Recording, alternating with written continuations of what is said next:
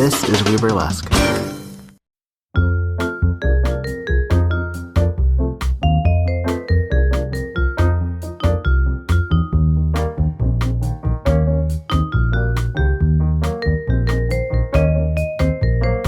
Hello, and welcome to WEView, part of the WEBurlesque podcast network. You are joining us for the fourth installment of the FilAm Takeover. For Asian American and Pacific Islander Heritage Month, a special collection of performers were brought together every week to speak about our art, culture, experiences, and lives as Filipino Americans in burlesque. How our journeys compare in the way that we no longer ask permission to take up space in our identities on and off stage, as well as differ in how we have paved our own paths in our creativity and reflection of our heritage. So, this is the final episode of this celebratory series. Whether you've been following along all month long, or you're just now joining us, let's get into it. Today, I have another brilliant lineup of talented artists. I am lucky to have memories with all of them, and they each have taught me the meaning of kapwa in a different way. So without further ado, let's have all of you introduce yourselves, please. Hi. Well, I'm already crying. Oh. Oh my God, we're already there. I know. I was like, I know everyone. This is so Yay. I know. When I looked at who I'm going to be with on this episode, I was like, oh, there might be tears. There might be tears. Oh, dear. All right. Who would like to go first? Hello. So, hi, I'm Grandma Fun. So name, pronouns, and city where you hail from. So, I'm Grandma Fun, she, her, hers. I'm like multi-hyphenated cities, but currently I'm in Nashville. Good to see you again, Grandma Fun. Miss you. Oh, my gosh. It's so nice to see you. I actually just performed with Sailor Ignite and Judy Fruity, and they were like, oh, Grandma Fun says hi. And I was like, no! Oh, yeah! Oh, my great. gosh. Yeah. I love all the connections that we have. All right. Who's next? Oh, my gosh. I'll go. Hi, I'm Saffron Soleil. She, her, they, them, pronouns, and I am based out of Richmond, Virginia. AKA cousin. Saffron. Cousin. I know. I'll say that's my cousin. I mean, Saffron and I have known each other since we were kids. And Lil. And it's so cool that we've been able to carry on our relationship into our art form too. Yeah. It's so special. It was really cool. It was really cool to meet up in the middle when I didn't expect it. I know, I didn't expect it either. It's so special. I'm Joy Ryder, she, her, and I'm here in Montreal, Canada. Montreal, Canada. So cool. I still want to make it up there. Woo, Montreal. To visit you. Yeah. And to experience Montreal. I've been to Toronto. Oh my gosh, it's a really cool city. I just want to get to some other cities up there. I guess I should introduce myself. I'm the guest host, Bebe Demure. She, they. I am currently in Roanoke, Virginia, making my way towards Boston, Massachusetts. Boston? Yeah, Boston. I know. I dropped a little hint that I'm moving. I haven't really been, I don't think I really said where, but I'm starting to leak it out here and there. This podcast is one of the places that I'm saying where. Well, happy early congrats. Thank you. Yeah. I'm excited. Yeah. So we do have a really cool icebreaker question, which is just a discussion about how we all incorporate our Filipino culture in burlesque. So if anyone wants to go first, or I can kick it off. Yeah, you can kick it off. Well, actually, I have a great way to kick it off because I had a special request. Apparently, Joy, on all the other episodes, the performers have been talking about your Walang Hiya act. They've been raving about it, and so I have been requested to ask you to talk about it. If you could, please. I mean, it's good timing because I'm like definitely still going through the glitter crash because the show just wrapped. Sunday was our last show. But yeah, I got this really surreal and beautiful opportunity to create a 40-minute long burlesque act in a contemporary dance theater here in Montreal called Tangente. And I built this piece called Walang Hiya, which for the non-Tagalog speakers means shameless. And for the Filipinos who know, it's a word that is often used for Filipinos to judge each other and to tell us that we're not in line or that we're not in order. And so Walang Hiya was like a reclamation of that disorderliness. And the whole piece is a 40-minute burlesque act that is integrating Filipino folklore, Filipino aesthetics and symbolism, and I guess like most notably, I do tinikling, which is like our national dance, which is Filipino folk dance, stepping through bamboo poles that are slammed on the floor, and I strip while I do it.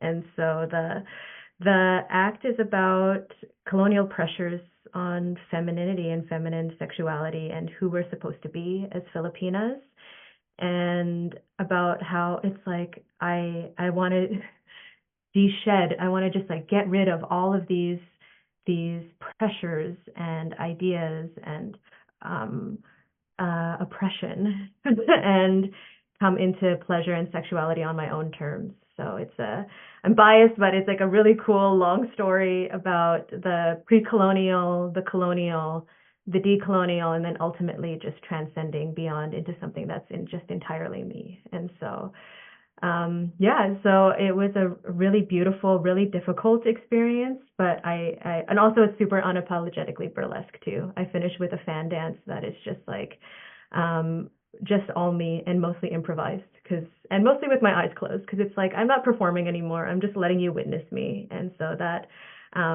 was a really beautiful experience to get to create this piece and to get to share it with the world. And also to, before we started this call, we were talking about audiences and people seeing us and like how we don't often get to choose our witness. And I really loved that it was so confronting to be like, this is my experience of what it means to be Pinay and what it means to deal with all of these pressures. And I'm allowing you to see this, and you're welcome.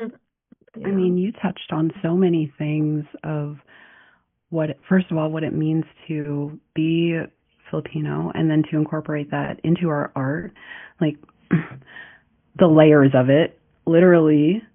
And then just the layers of burlesque, right? Just like taking those off and then being so vulnerable because our art form is vulnerable to the point of where we are exposed and giving ourselves the permission to be seen and then giving others the permission to see us that way.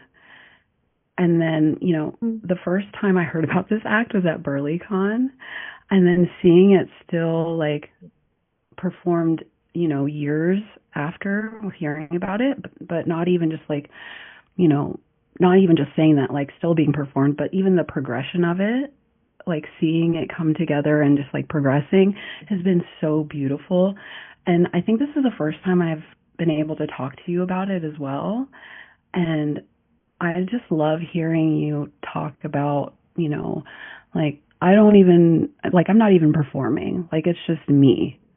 And I think that is the most beautiful thing. And, honestly, like on the last episode I did, it was, Lady Mabuhay was on. And when we were doing this, discussion question, she responded with, first of all, like just me showing up on stage is how I incorporate it into my burlesque art, And I was just like, period. Like, because, you know, us showing up and us taking up that space, that is who we are. It's our identity. And then you take it further and really like enveloping the space with that experience of that 40-minute. That's incredible. That is a feat. And I'm really proud of you. And yeah, that's amazing. Thank you. And it's for us, you know. Yeah, absolutely. And I think something that's important to mention is like the tinikling is not a dance you can do by yourself. Like our folk dances are dances that are done as kapwa, like as a group. Like it relies on the participation of other people and of the community. And when I was like, I want to do strip tinikling, I'm like, I need dancers. Yeah. Like I need to find dancers who can do this. And the story is like the people who push the poles, they're my ancestors. They're our ancestors. And so they are with me throughout this entire story, and they become more and more liberated in their movement, and they eventually leave me alone on stage to finish the act by myself, because I know that they have my back and they're living their dance and their joy through me. And so that's beautiful. It's like something about our ancestral wisdom carrying through us and living through us, and allowing us to do our dance and to make our art. I think that's really important. You know? Yeah. Yeah, like similarly, like on the last episode, I brought up almost in every question the fact that culturally we are a community-based people. Yeah. And I love that that's also, you know, carried through in your act, that, you know, like burlesque, you know, it's just so often a solo, right? But, you know, obviously, like straight off the bat, you were like, no, I'm going to bring in the community because it's who we are, and then also bring in, you know, our legacy and our heritage. Yeah, that's beautiful. I love it. Iconic. Yeah. Anyone who wants to go next? Did that it like trigger something else in someone else? I mean, I feel like for me, I've been in this scene for so long that I'm just like this elder, and it's so lovely to like literally am grandma fun, because it makes me feel really good, because I started burlesque in 2008 in New York, and I was solo dolo, did not see a singular, and if there was, they may have not been performing anymore, they may have moved away, but as far as I know, I was one of the few Filipino burlesque dancers of that time. And to see from like that point to now, and to see where we're going, I like everyone collaborating and thinking, and it's all these things that as a young me, when I was like 23 when I started, this was like always kind of the dream that I wanted to see, you know? So yeah, like I love that everyone's doing all this amazing ancestral work, because what I brought into burlesque was I wanted like us to be represented and seen. I didn't look at it in this like competitive way. I wasn't trying to do it in a way where it was like I was going to be the only Filipino person, dancer, whatever, Miss Exotic World, or all these kind of things that like, you know, that kind of like pick meism that happens because you get tokenized right away into the scene. So you feel this pressure that you have to be the one that shows up. And like that, I won't lie, that was something that was felt for me, but I didn't want it to go that way. I didn't want to be that way. And so like, I love that we're all, I think like right before the pandemic, I started realizing, I've always brought it into my burlesque that I wanted it to represent me. I wanted to represent Filipino culture, and just have that be what was going to fuel my burlesque. But it was only during the pandemic I started to realize that I was totally doing this wrong. And I think I touched that upon like the last time we had spoken, Bebe, when we were when I did the Richmond show, that I was like, I realized I don't know enough Filipino art, actually. I don't know enough Filipino dancers or like dance theater or music or other artists, visual filmmakers, writers, and I was like, I'm totally doing this wrong. I'm not like upholding the community like I thought I was. And then in time, I feel like we've all kind of just started again with Kapwa. It's like this thing that just lights up. All of a sudden, we're all like, no, I don't think I'm doing this right, and we're all doing this like inner work, and it's been amazing to watch because we've all kind of just like developed into these amazing little. It's like trickling. It's really cool to be part of this wave because that's how I felt like 6 years ago. I already started feeling like, no, I need to like deplatform the people that are in burlesque that don't have my best interests.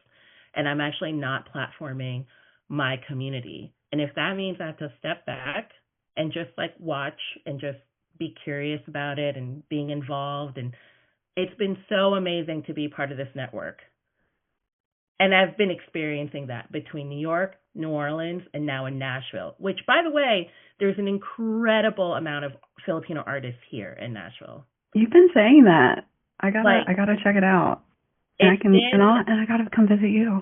Yeah. No, like I'm serious. Like I got here and all my friends are Filipino. Oh my God, road trip. Yes.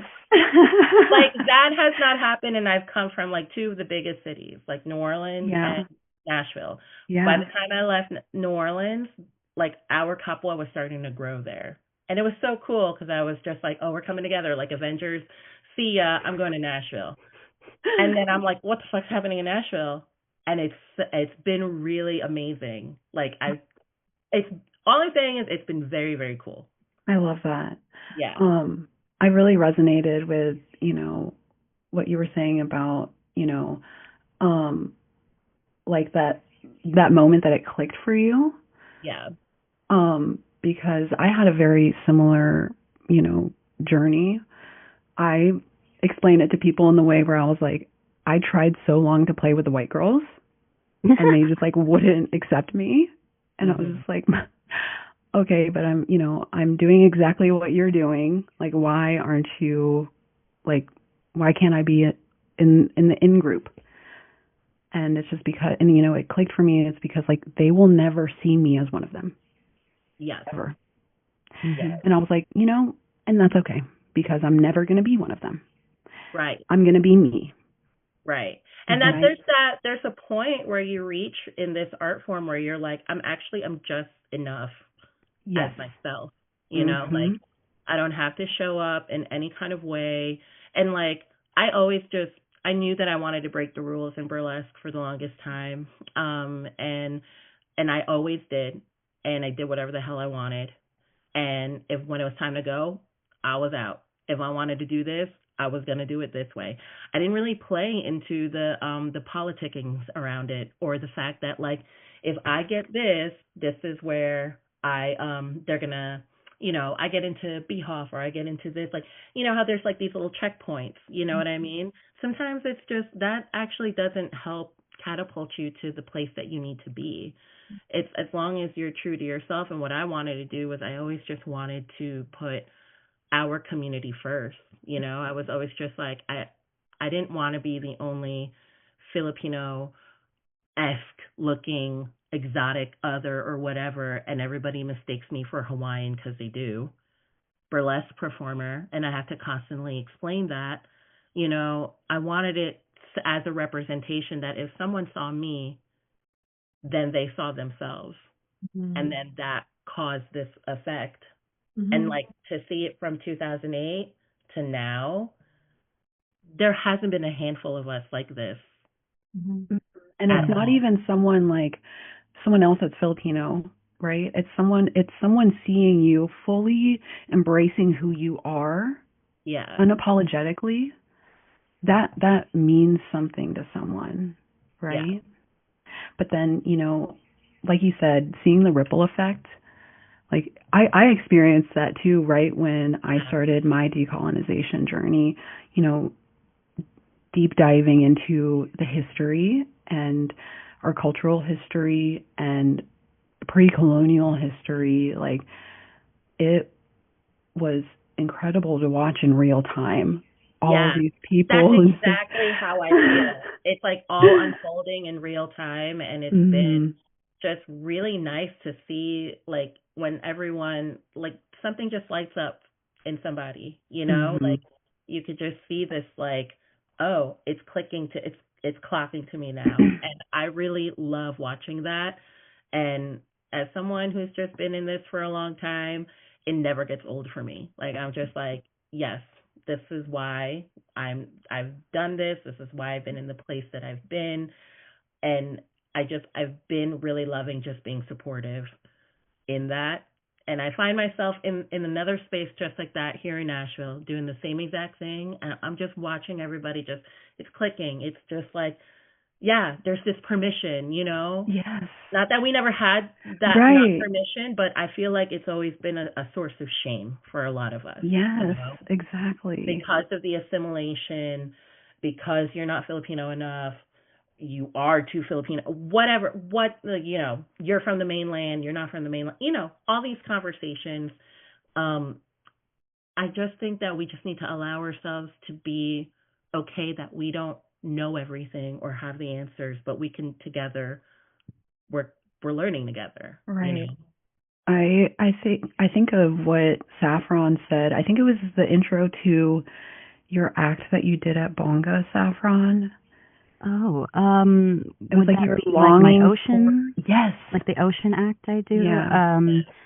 I actually, like, honestly, I have very similar experiences to you, Grandma-san. Like, I also, like, I started in 2012, and I also was just in a scene that was like, there's 7 white, conventionally attractive white women, and then like 1 black girl and me. And it was almost like me and the other brown person had to compete to be in anything or to be included. And I bring my my heritage and everything to this art form. The way I do that is like, yeah, I really love just like, I'm here, like I exist. Y'all are just lucky, like, 'cause like I just looking the way I am when I started was like, I was like the only one in my whole state as far as I knew. Maybe like one other Japanese person. Like, it was so rare.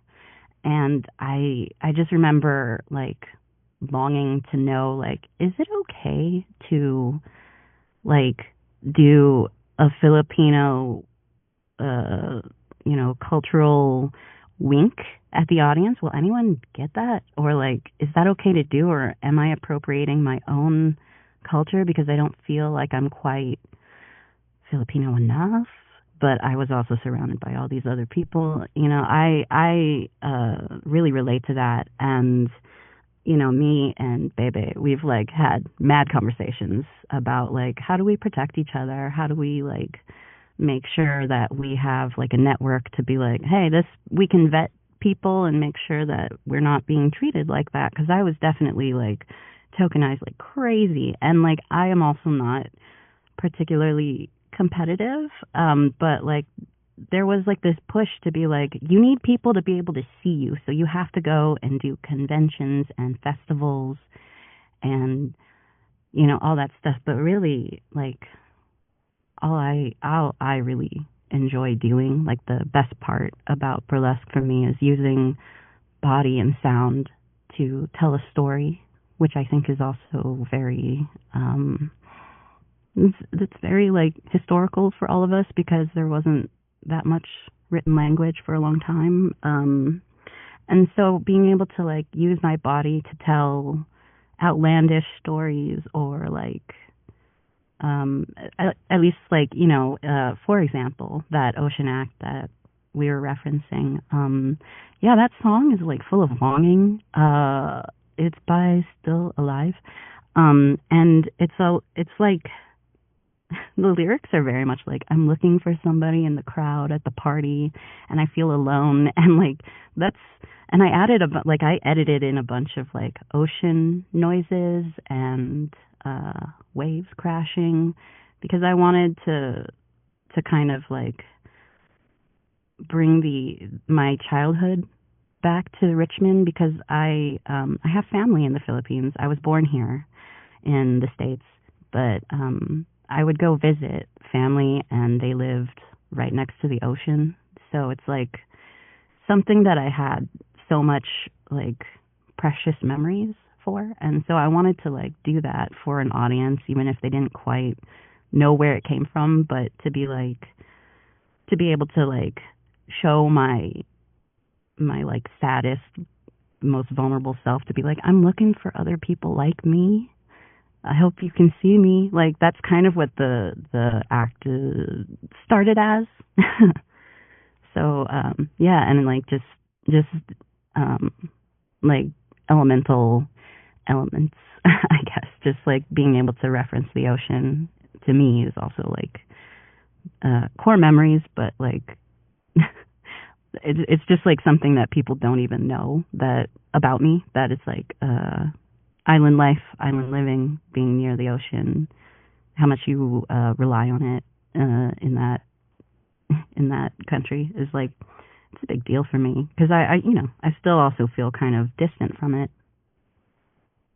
I mean, those things are really important, Saffron, and I'm like, thank you so much for sharing that. And it just brought to me that, like, if you don't tell your own stories, someone else will. And when I first started in this scene, people were already telling their exoticism and Orientalism stories, and that's what fueled me to get into burlesque, because I was like, I've seen one too many tiki parasols and one too many geisha mixed with what they thought was Asian. Like all these what outdated, antiquated ideas of what they thought who Asian people were. And if we're not stewards of our own narrative, as we're unlearning and learning also about our histories, someone will say it. Someone will be the victor and have that, like, what is it? Like, history's told by the victor's eyes. I refuse that. And so, I think it's so been important. There's so much more of us now, because it really creates this amazing dynamic that we've all experienced this. You know? I think the connecting factor is, again, that vulnerability, and really bringing the audience in to that connection of like, okay, you might not know exactly what this experience is, what this, this culture is, what this history is from my point of view, but I'm bringing you into this moment. I'm bringing you into my life, into my heritage, in a way that you can understand through my art. So sit in this moment and take it in. Yeah, it's almost like the most primal way to explain myself, or like, this kind of art using, I mean, it's already quite vulnerable because you're getting naked, but like there's also like a secondary layer where it's like, I'm also showing you my heart, and that's also so scary, but the adrenaline of it, and then also like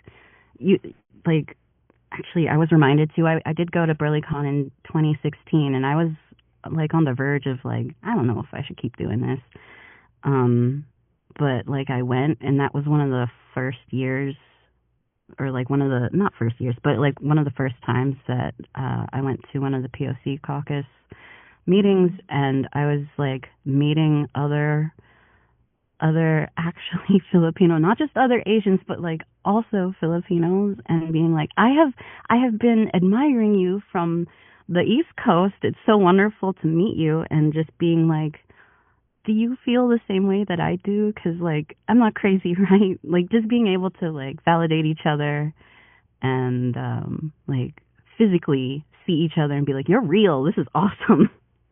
Yeah, and like that really changed how I approached burlesque too, because like I think I was being pushed to be competitive and apply to festivals and be like the one on top or whatever, but like I don't want that. I love to teach when possible, 'cause like I want you to have as good of a time that I have with, but also skip all the hard stuff that I did, because like that was some bullshit. Like I shouldn't have had to be the token. I shouldn't have had to like fight for my place here. Like that's like my experience too, was like being looked at as like, oh, you're like a ringer. Like I went through like a burlesque school at the time, and like, you know, just turn out performers who either stuck around or like they left or whatever, like people who didn't take it super seriously, which like I don't blame them, but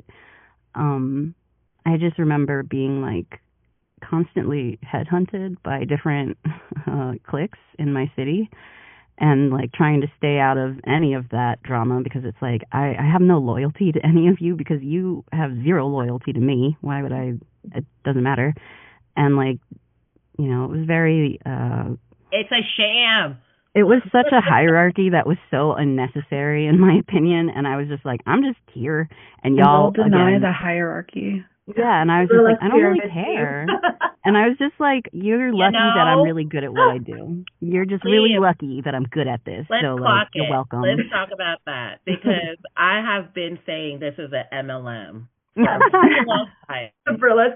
you know, honestly, this is actually a really great segue to the first like big topic like question, which is, can you share a moment in your burlesque career when you experienced cultural appropriation or microaggressions? How much time do we have? Wow. I'm sure we all have one about that it. Like Venn diagram, like me too. Yeah, really though. Victor says we have 3 hours. 3 hours in Filipino time, or yeah, are we talking 3 hours of Filipino time? That's so much time. That's a party, y'all. Oh my gosh.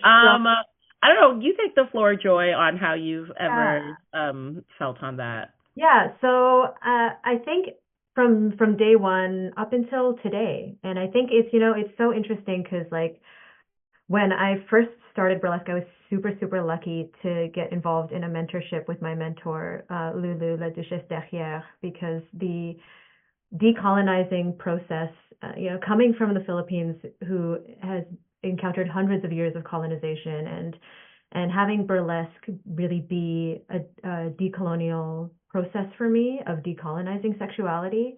I was like, I can't do this without indigenous knowledge and like without indigenous mentorship. That would just be irresponsible. And so, you know, when I first started my mentorship with her, she was just like, Joy, you each hit up until you're at the very top, even as Miss Exotic World, even as, you know, when you've achieved all of these goals and done all of this stuff, you're still going to experience cultural appropriation. And I think there's sort of a myth of like, the more that we achieve, the more protected we are from these sorts of harms or this kind of violence. But it's just simply not the truth. It's that this is the system and the world that we live in, and this violence exists. And it's, I think, especially present, and it's, I guess, especially heartbreaking in burlesque, because so many of us come to it as like a reprieve, or like as a place for us to work through our trauma, a place for us to work, to feel empowered, to tell our own stories, to feel liberated and agentic, sometimes for the first time in our lives. And so when we experience this kind of violence in burlesque, it's like double, triple heartbreaking, because it's like, come on, I didn't come here for this. I came here to feel empowered. I didn't come here to see a white lady dress up like a samurai, swinging a sword, like doing this, that, or the other.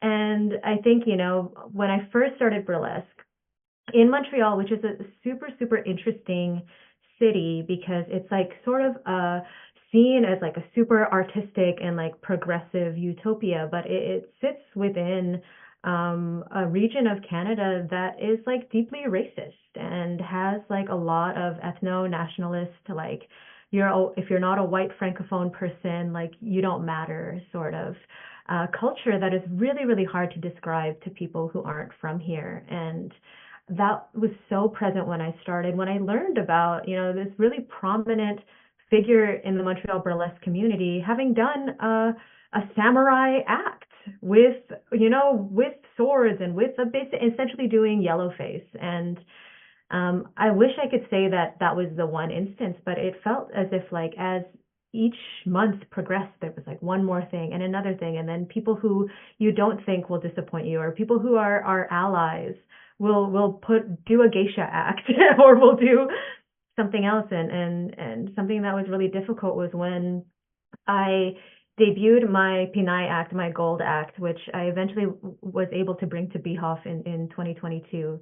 The first few months that I was performing it, I did it here in Montreal, and there was a local festival who took the clips of, like, the video clips of the act. They took away the sound, which, very importantly, like, the music is to Ruby Ibarra's Us, which is Ruby Ibarra is a Filipino rapper, and the track is basically just like an anthem for the powerful Pinay, and like how much it means to us to have our ancestry and to exist as Filipinos in the world. And which, by the way, we told Ruby about it because she was here in Nashville. Just saying. Yes, we told her about it. Yeah, and so the music mattered. Every single part of this act mattered because it all was about being Filipina and how important it was. It was a love letter to the powerful Filipina. And this festival took the video, they took out the audio, and then they put Chinese gongs on it, and then they posted it on social media and said, "Joy Rider, our exotic beauty." A Montreal event, a Montreal festival. And so I was like, how, when we talk about being seen and being witnessed by our audiences, I was like, how can you see this act, which for me is so obvious, like for me, it's impossible to be misunderstood as anything but an audacious expression of how much I love being Pinay and how powerful I feel as being Pinay. And to have this just like be completely stripped of all of its essence and then posted just like as if it was nothing, that they were able to be like, oh yeah, this is normal. Like, this is fine. We can use this. She performed on our stage. We can use this footage and change the track and reframe her, like, to do the exact opposite of what it was meant to do and, like, who I am and what I stand for as a performer. And I wish I could say that was the last thing that I encountered, but it feels like it's like people are getting really creative with, like, leveling up the violence in ways that are like not so subtle like that, and sometimes what feels worse is in ways that are even just like subtle, where it makes you question your reality of like, oh, are you safe? Am I safe? Are you actually one of us? And I think, before we started, I'm not sure if we were recording already, but when Grandma Fun said, not all skin folk are kinfolk, I think that's also something that has been really difficult to navigate in Montreal specifically, with kind of like a lateral violence or of people who aren't super decolonized or anti-racist or have addressed their own internalized racism, because some of that has been some of the most difficult stuff that I've experienced in burlesque recently. Well, I also feel like there's like tiers of that, of people who are just like, they don't really care so much about that aspect, that they just want to get ahead. And it's almost like kind of ruthless. They would rather not deal with this shadow work or whatever it is, because it's not money. Mm-hmm. Right? So if I'm not getting all these gigs, I will go through whatever hoops I can to just, so that I still stay having a gig, because that resonate with me, what you were saying, Joy, because I know that I have become a villain. And I also just don't give a fuck either, because like I have never come to burlesque with any ill will intention. Anyone who's known me, how long I've been in this, I do not have a competitive streak in me, nor am I trying to like impress. I don't want to impress nobody. I never have wanted to do that. But that totally resonated with me, because like my time in New Orleans was the time when I started experiencing that kind of like microaggressions for the first time. And like I had another performer, and and they're celebrated, and you did mention the word in there, that so happens to be their name, took it upon themselves to take my tagline that I had forever. Now, I had contentions with my tagline for a long time, but, because people didn't know what I was or what was going on, I called myself the Polynesian Technicolor Dream as a way to call out the racism that was going on. There's two parts to this story, I feel, but eventually what I was bringing onto the table was that I was just going to call out the racism in the room before these people were going to do it for me. So the minute I walk in, everybody saw it. I'm Hawaiian, I'm Native American, I'm this. Depending on how I looked that day or what, and if I stuck a flower in my hair and I was wearing loud colors. So that was what I was bringing to the table, because I basically looked like I walked out of a Technicolor film, And then so at the time in New Orleans, some person was doing a very tiki event. And then of course I got I was like approached by it, and I said, okay, whatever, like listen, if being a pineapple princess pays, then I'll take it, right? At that time.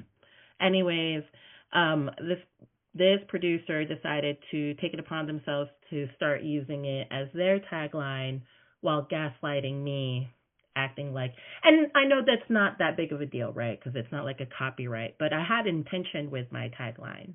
Mine was kind of rooted in the exoticism, that was rooted in the racism, that was rooted in all of these things that are told about me that is not about me, and I am embodying this thing.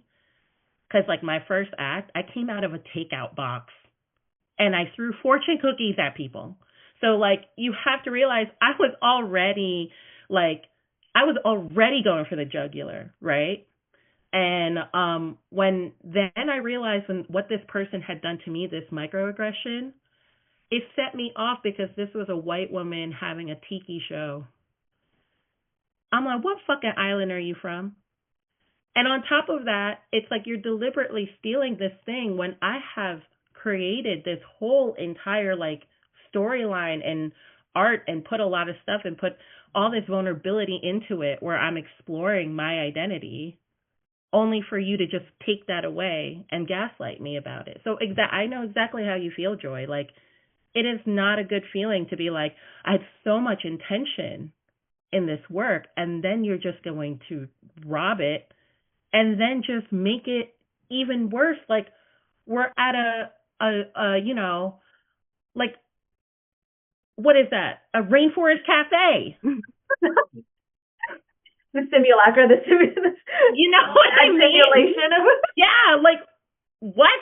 What do you mean? Like, it's just the cherry picking, I think, is really because it works and it's something that they like and they take it. And this is where we get to today, where we get these, and, looking at old burlesque, where it's like the savage woman, the tropes, you know what I mean? That exoticism. And I feel like a responsibility for us was to be like, no, all the Asian queens that had to deal with that, all the Asian burlesque performers who've had to exotify themselves to high heaven, no, I'm taking that back. That was always the intention, because there was more than just us being, I don't know, is she Japanese, Chinese, whatever. Mm-hmm. It's bright and colorful. You know what I'm saying? Like, yeah. So I'm there with you. Like, that was something that I experienced, and it totally threw me in for a loop, because then I really had to switch my gears on that. Am I actually presenting that? I thought I was decolonizing.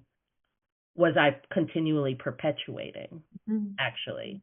Mm-hmm. Was I holding up the structures? And that's why I started to turn my ship around in burlesque. Yeah. The way that we experience all these events, and it's turned back on us to make us question ourselves, right? I have examples of both, like, the subtle ones, like you mentioned, Joy, and then also like a bigger one. Like, you know, the smaller example one is just like when you are, you know, like a traveling performer and you're either the only POC performer or one of a few, and, you know, people are walking around saying hi to everybody, but they don't say hi to you. Mm-hmm. Like, that is loud. And like, even when they look at you and they still don't say hi, like they're obviously overlooking you while looking at you. Like, okay, like it just feels so dehumanizing. Like, I'm a person, I'm in the show, like, hello. But this is so funny. This is also like a tiki example. And then it also kind of touches on the I guess the call is coming from inside the house type of situation. I had another POC producer reach out to me like through email. It was very random. They were saying like, hey, I just wanted your opinion. I tried to produce a tiki lounge show, and I was called out by a white producer for it being cultural appropriation when I wanted to approach it from a like cultural appreciation standpoint, and especially because of the fact the way that white Americans have really like appropriated it and changed the meaning of island culture, blah blah blah blah blah. And then they even tried to bring in their own drama between them and this other white producer. And I was like, why are you involving me, first of all, like in this emotional labor in this show that someone already tried to call you out for? And then on top of that, some drama between you and this white performer. It was just very uncomfortable. I didn't respond. That was a lot of, like I said, labor that didn't feel. It was disrespectful. Honestly, it felt like shit brought to my doorstep that was just brought there and just like left there for me to deal with. But yeah, like it was unexpected, and I just, again, makes me question, like, okay, who can I trust, right? It was very weird, and then I don't like feeling like I can't trust other performers and then producers, especially, you know, other BIPOC producers. But yeah, that was my examples, and that's why, you know, I appreciate the fact that we have experiences that we can openly talk about, as we should, and that we should be able to also process through. Yeah. I mean, like, listening to you talk, I'm like, was that person just like wanting a stamp of approval from another like, POC? Filipino, Yeah, or like to be like Filipino's close enough to tiki that like if I get the baby's permission, that it's so peculiar. These sort of like positions that people, you know, like and like who gets to claim, like people wanting to claim it. Or right. That's why I thought it was also weird. I was like, first of all, I'm not a Pacific Islander. Like I'm not the appropriate person to ask about this. So I thought that was strange. Like, am I just the like, I've had, the closest person, like I have been in this person's shows before. So do you not know anybody? But also, again, that if you did know somebody, or if you went to go find somebody, again, you're putting that emotional labor on that person. That's inappropriate. Right. Well, also just do your own research. That's what I'm saying. That's inappropriate emotional labor that you can do yourself. Like sort of outsourcing them. Right. Because this is the thing, tiki. I'm a big fan of two things could be true Tiki culture, really, a lot of it came from also our community as a means Survive. to survive, Exactly. right? And a lot of us who came here, Asian, Pacific Islanders, and at all, we're all sisters. Like we're all connected in a lot of ways, more ways than one. And it's like if you just pick up a history book, pick up a date and maybe learn about it, or just be like, you know what, this is some interest to me, because it's like it isn't this black and white. There are grays in the history of everything. And like when I was reading into Tiki, I was like, oh, it was because of the Filipino bartenders and their servers at Tiki Tea, and then it got popularized, and then it just became this thing. And almost in a way, it all has to deal with racism. We were accepted if we just did things done in a pretty bow package, whether that's food and entertainment, dance, music, were acceptable. And that was the jobs you could get at the time. You know what I'm saying? Like, if you came in here and you were a doctor, you were this, you were that, you couldn't do that. You were forced to be somebody who had to open a restaurant, and you had to cook in a wok. You had to open up a laundry service. You had to, and so Tiki culture, it's complicated because we did have a hand in it. And actively, we erased Pacifica culture because of it. And that's a really hard reality to come to, because you're just like, okay, I really done fucked up, didn't I? And it's okay to be wrong. It's okay to be wrong. But this is what it's called. You walk back and you do atonement. You go, okay, that was messed up. Let me walk it back. I did not know the things that I do know now. And now that I know it, we know, no, that is a no. But research is very important. Like, read a book. Yeah. People aren't using their YouTube like as a tool. That's crazy. like I use YouTube as a freaking library. Me too. Dude, libraries are that still too. here. Yeah. I love my local libraries. Support your local libraries. It's punk as fuck. Yes. What I'm saying is read and support your local libraries. Absolutely. Because, I mean, like, listen, these are things that just, like, over time, you're just like, the same way we're discovering our own histories now. You know, we are going to misstep. I talk about this all the time. I think about, like, even now, how I approach my work, even in my own space of being Filipino, right? There are times where I was just like, you know, I reached out to a Filipino artist or this and that, and being like, oh, I want to learn cultural folk dances, and I want to incorporate it into, and then I had to stop myself, because then I could tell the person was like, excuse me. And I realized I'm not part of that culture. I'm not part of that tribe. That is something that is passed down, and I can't just cherry pick because we're Filipino in proximity, that this is something that that I could add into mine, when really there's actual meaning. So you could even do it to your own people, you know? And I think about that a lot, where I'm just like, oh, I took a lot of liberties I shouldn't have. And then I'm like, let me walk it back. I realize I can't do that. I have to approach this from something that I know, right?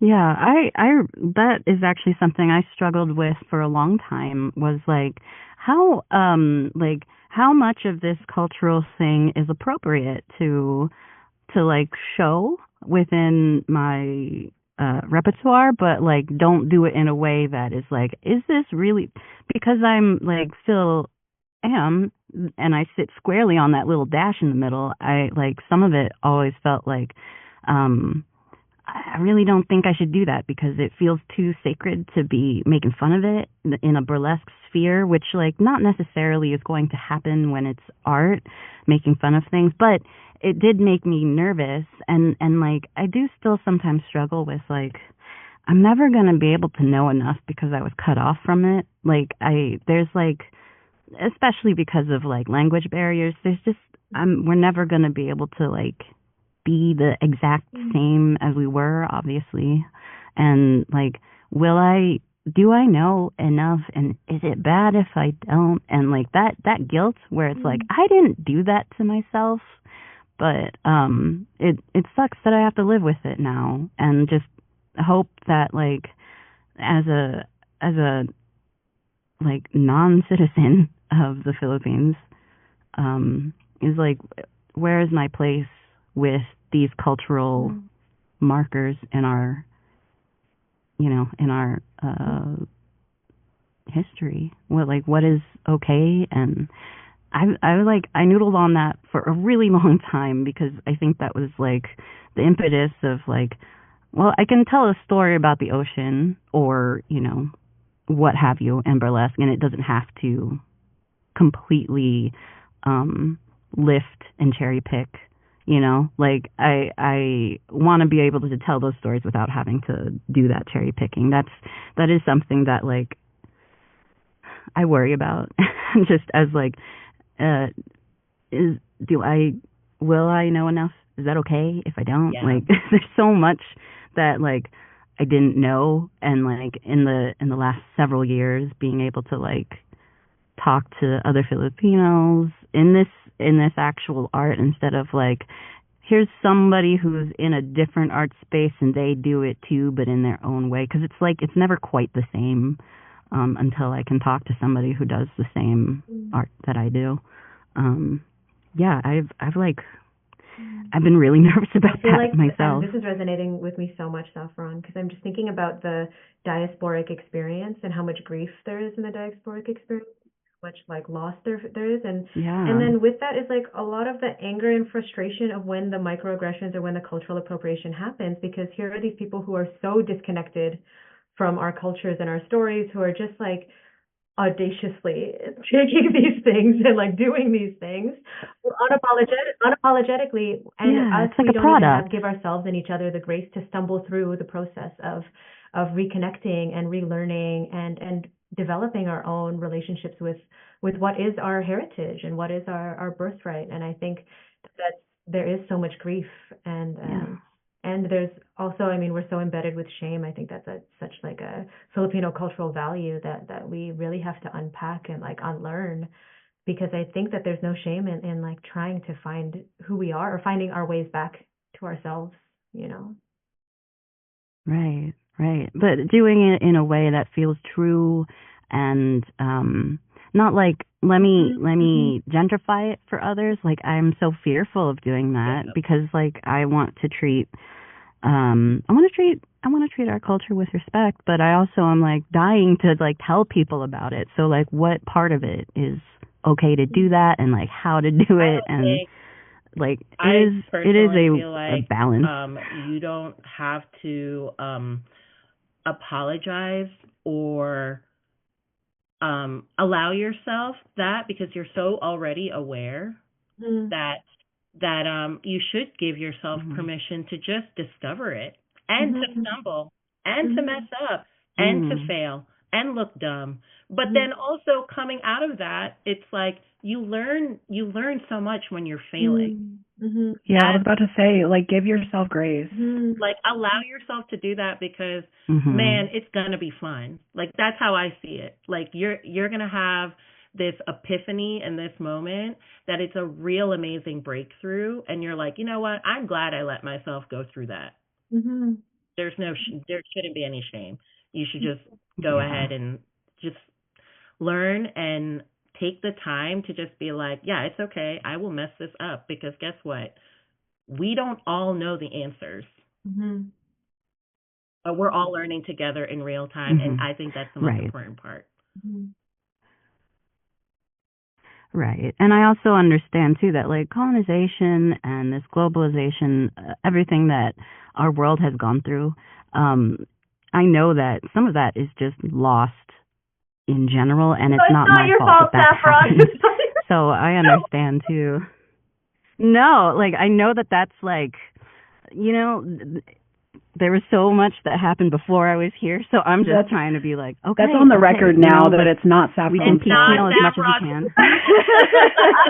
It's not my fault. That's what this podcast specifically is going to be. It's not Saffron's fault. Yeah. Documented proof. Oh dear. No, that makes me sound so fast. All right. We have a couple more questions to go through, but we have reached a commercial break. So if you need to grab a drink, grab a snacky, go ahead, do that. And we'll see you back here in a few.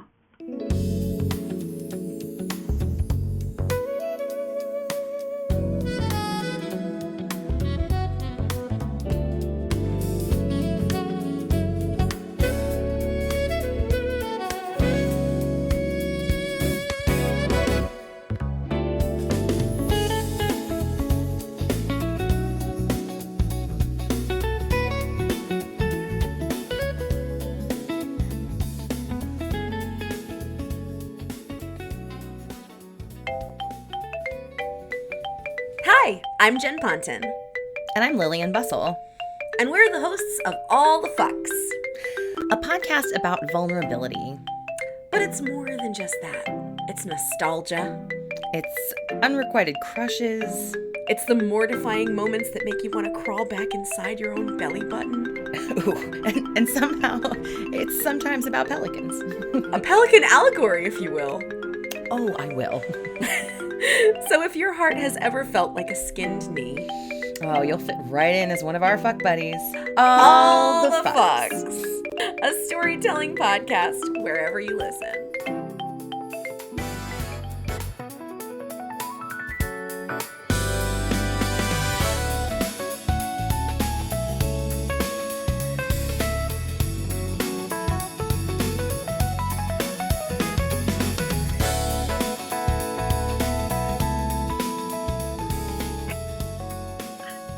Bebe, I love your voice with this like ASMR like perfect audio setup. It's like I know. Oh my god. I'm like, read me a story. Oh my god. Oh my gosh. She's a pro. She's a pro. What's so funny is that radio. Oh my gosh. People have been telling me that for years, and Voiceover work, honestly. that actually I am like looking into doing voiceover work. Audiobooks. Yeah, actually I was just about to say my best friend, he has done audiobook work, and he's sent me like a website to start like applying for some specific books. Yeah. Yes, it is. Is it ACX? Yeah.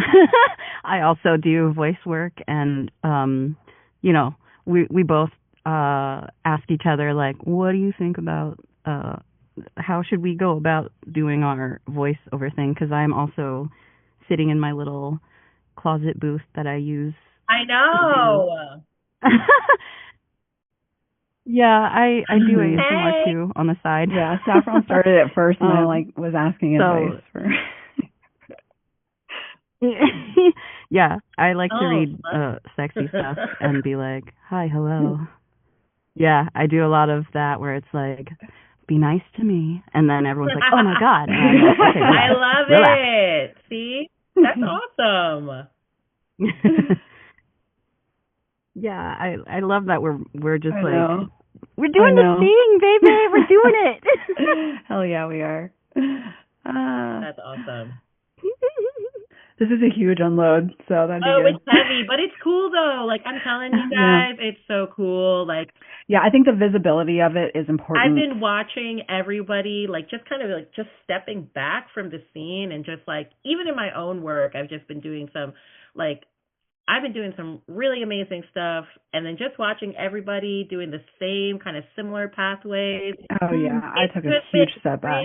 It's just been really awesome. Like, and I'm serious. Like, I really sincerely mean that. Where I'm like, 22-year-old me when I first started doing burlesque, this makes me happy, because I'm fucking 40 now, and it's like to even go through this and to go through this whole scene, and then this is the result. That to me is like the biggest thing. Like that, I feel like I want Beehoff. That's like you know what I mean? Like this was the like. I'm not in everybody's inbox, and I'm not even online for too long because I just shit post memes, and then I just go and hang out with my dogs. But I'm serious. I'm for real though. This makes me so happy to see, because then it's I feel like the scene is in good hands within the community. You know what I'm saying? That's I'm just okay. Yeah. The children are all right. Yeah, I agree. And I said this on the last episode too, about how we're doing great, and by doing stuff like this, I hope it inspires other Filipinos to get into into burlesque, because it can't end with us either. No, and it's not gonna. I was thinking about that. Yeah. We're the PTs now, you know what I mean? We're the aunties. Yeah. And yes. I don't know if you guys have kids. I don't have kids, but I came to this realization where it's there's no right or wrong way to culture bear. It's just you have to do it, because you're leaving a blueprint. I think about when we think about our ancestors and all this stuff, I've done some deep ancestral work, and it's led me to what's going on in New Orleans, where I found my kapwa, but also with St. Malo, and just all of this discovery that I found in New Orleans. And it's just so entrenched to be I can't believe I'm just even spiritually recognized in New Orleans. I'm not even talking about fucking burlesque. I'm talking about the fact that I'm spiritually recognized in that city just because of the stewards of the people there. That to me was the biggest thing. And then when I moved here to Nashville, it was just kismet. All these people started showing up in my lives, and they're all Filipino. I'm talking about just writers, musicians, just all this stuff. Even with the Ruby Ibarra thing, Joy, that night was so incredible. That's Justin so cool. Jones came out. All of the Filipinos, we all came out. We were small, but we were mighty. And it felt really good in a place where it's Nashville fucking sucks right now. All this BS going on. Yeah, being in an evening like that, where it was so powerful and the band was so amazing, and it was we all just had so many connections together. And I was slanging T-shirts for Ruby, so I was Ruby, I am making you money, girl. I'm slanging. I was I hope you heard your Venmo tinging and pinging backstage. I made you money on this tour, and it was so nice to be in that space. It felt really sacred, because we were all hi and buzzing, and they told us that Nashville was their favorite stop because they didn't expect it. I was about to say, I just know that when we get a bunch of us together, we really just hone in. Oh yeah, we're buzzing. It's it's so cool. It's really something magical. Yeah. And that's what I'm saying. I mean, it's the kapwa. Yeah, that's what I'm saying. I'm just you guys, whatever you are in right now, ride it, dude. You are, it's happening. And the doors are closing in your face. And I felt a lot of things were closing in my face in burlesque.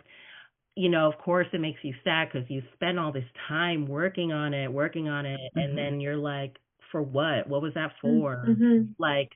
Now it feels it just doesn't feel right anymore. And it's because that's all blessings that this is not where you're supposed to be. You're evolving to some other place. That's where you got to go. And so when I think of that, I'm just yes, the door slamming in my face is actually protection. I'm out. And that is something you have to also recognize.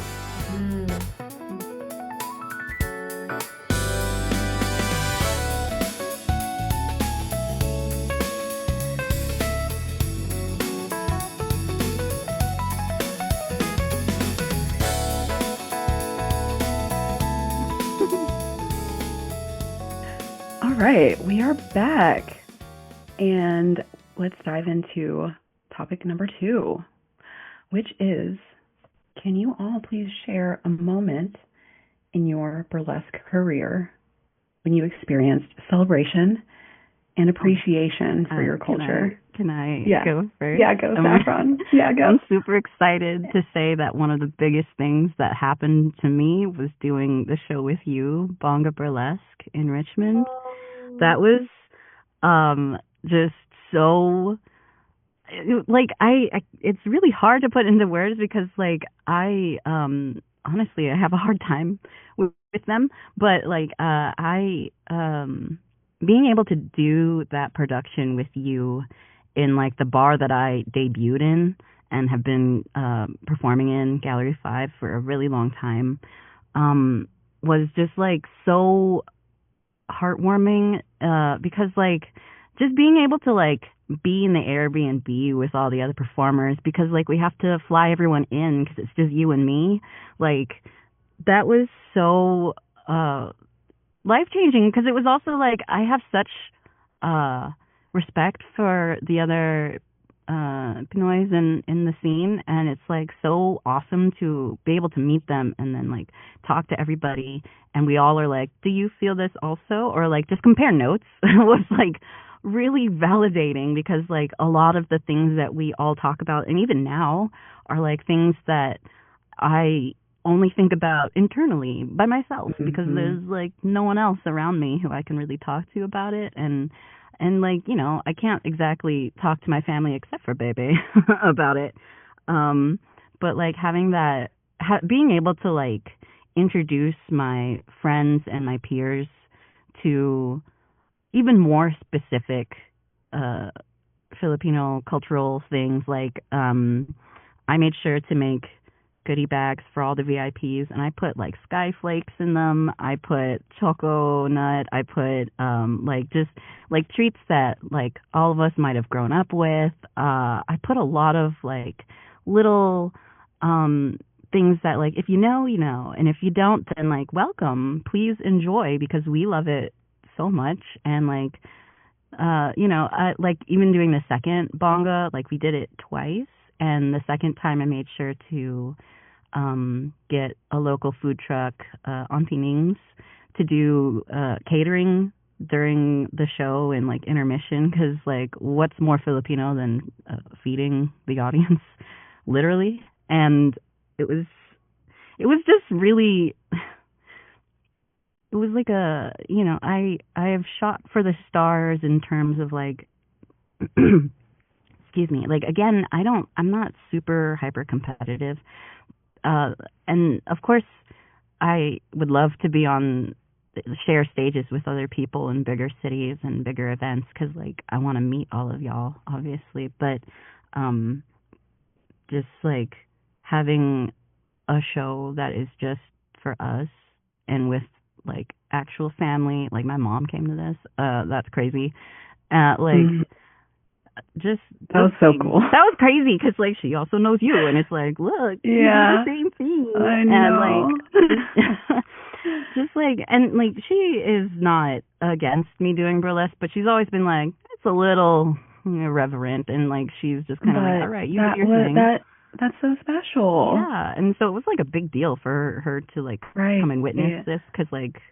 And your sister volunteered? Yeah, my little sister. Like that was also really cool to be like, look, this is what I've been doing this whole time. You didn't know until recently. It was truly a whole family affair. Yeah. I mean, like my answer to the question was also bonga.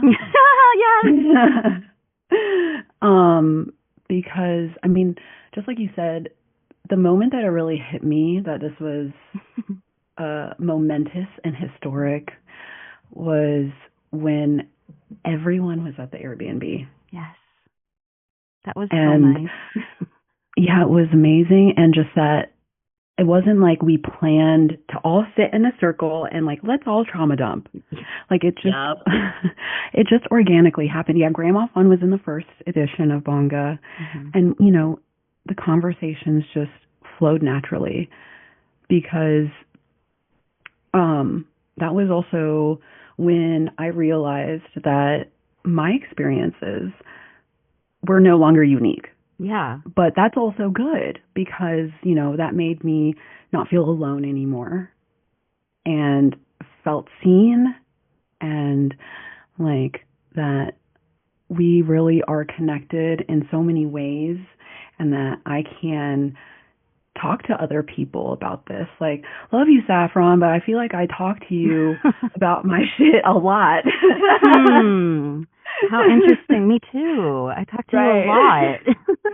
I have to say, I was really, like, I know I said it when I was there, and I'm going to say it again here on the record. I was really, really proud of y'all. Oh, thank you. I was so super proud of you guys. And it was like, you know, like I said, I feel like I'm just this elder, man. And I'm like, cool, you're still booking the elder. You know, like, thank you. Thanks for thinking of me. And like, I was so proud about it. It was a really good show. It was, and like Richmond, I think that was Richmond's first all Filipino show ever. I think it was Virginia's. First. Oh wow, okay. Yeah. And you know, I want to claim that really, like, because just I think it was last week I was in Iba Sama Sama. Yes. In New York, and you know, they were saying that was New York's first all Filipino show. So, you know, we have to be proud of, you know, making those you know, claiming that history. Because yeah, that is historic and momentous, and we have to be proud of it.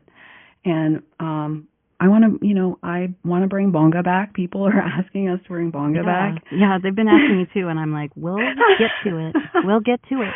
We're being I know very we will. Filipino about it. Don't worry. Oh yeah, totally. But yeah, I haven't written it off because like it's so meaningful to us, and I know you feel the same, that like it's gonna come back when it's meant to. Honestly, it feels a lot like doing bonga also feels, because it's a family affair, it feels a lot like when I go to visit my family overseas. Like, it's every 5 years or something. So like there's like a level of like well, I'll see you when I see you. Because like that's kind of how it has to be, you know? Like and an it's ebb and flow. Right. It ebbs and flows. Yeah. So I'm not even, I also don't discount it at all. I'm just like,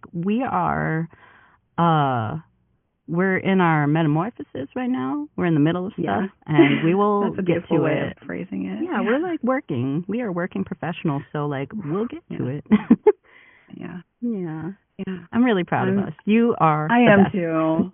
Yeah, I love you. This is great. I'm glad we had the same answer, and we could really, you know, talk about it. Yeah. And also again document it for this amazing series. For this Filipino takeover. This is so great. Anybody else that wants to talk about their celebratory Filipino appreciation? I mean, I feel like with you guys with bonga, and then I was part of the first one with Die Lovely with Burlesque Las Philippine X. Mm-hmm. And to me, it's like I said, it's just been so cool to just be part of the first of so many things. Because Iba Sama Sama even asked me, and I was like, y'all, I can't come up. I'm like Reba McEntire in Nashville. I got two puppies. Like, I got two babies. I can't leave them. But like, it's like really nice to be there for like the first of things. And like when we did Burlesque Last Philippine X, I feel like that was like the really big one, because like we did it for the coolest part about it. It was at the historic Filipino town in LA. Giselle Tunji was there, y'all. That's like that is like, you know, she's basically the Alyssa Milano of the Philippines, right? Like, she's a beloved actress. TV actress, movie, everything, right? And so she was like the executive for the nonprofit, which is FilAm Arts in LA. So it was a big fundraiser for them, and she approached Die Lovely to put this together. And it was at an historic Filipino town, and an all Filipina bar, owned bar. called Geneva, how Filipino. And it was like a first for everything. And we're like, oh my God, we are performing to our aunties and our uncles. And like, this is an all entire Filipino audience. So me and Di were like, this is crazy. But it was so cool that like when that happened for me at that point, I was like, oh, all bets are off. I'm not doing no other production if it isn't all Filipino cast and an all, and an all Filipino, like I was like, I'm not doing that no more. Like it just set the bar for me because I had never had that before. And it was like another one of those people have dreams to go like tour Europe or whatever. Mine was to be able to like perform to all Filipinos and like an entirely Filipino cast. That was something very special that happened in my burlesque career, and I'm very proud of that. And it's been really nice to just continue that as I don't know where I am right now. It's like I have my like little spurt of puberty of like, okay, well, I'm aging in burlesque now, you know? So what does that look like? And it's been really cool. I'm just grateful, you know what I mean, to still even be here. Yeah, absolutely. I'm grateful that you're here too. I'm still gonna be here, y'all. Yeah. Yeah, I just typed it in the chat, but I'll say it on like audio too. But like I grew up in SoCal, so when I first saw that production, pop up on my Instagram feed, I was so inspired and so proud. And that's where I think really like everything really started really clicking for me. Yeah, I was just like, okay, like there's more that I can really unlock for myself. And it was so beautiful to watch even from a distance. Yeah, it was definitely like, if they can do it, we can do it. Everyone, we'll be able to do whatever we want because they can make this like appear in front of all these audiences. Yeah, that's really cool. Dude, it's like the ripple effect. Like we hopped on that wave and it just kind of, and it's like that's the whole point. And I was so happy for that because I only knew that this was just gonna send signals, So. And do you have something, Joy? Yeah, I mean, like as everybody's talking, I'm just like really thinking and feeling about how like nothing really compares to being seen by your own people or by this feeling of being held by us, and how like on paper, I mean, like my trophies are in the other room, but then I like to think about like the weird, we were talking about the burlesque checklist of like achievement and about like who gets to say what success is, and like you would think that like winning things or headlining or whatever, that would be like the way that the culture is the most celebrated, but it's so much been more in these smaller moments of feeling like seen and held by my community, or feeling like my story resonated with other Filipinas, or getting messages from other Filipino people to say like, I felt seen in what you did on stage, or I felt inspired by what you did on stage, or like this was a story that I could have told, and that is inspiring me to be able to take up space and make more art in this way. And I remember like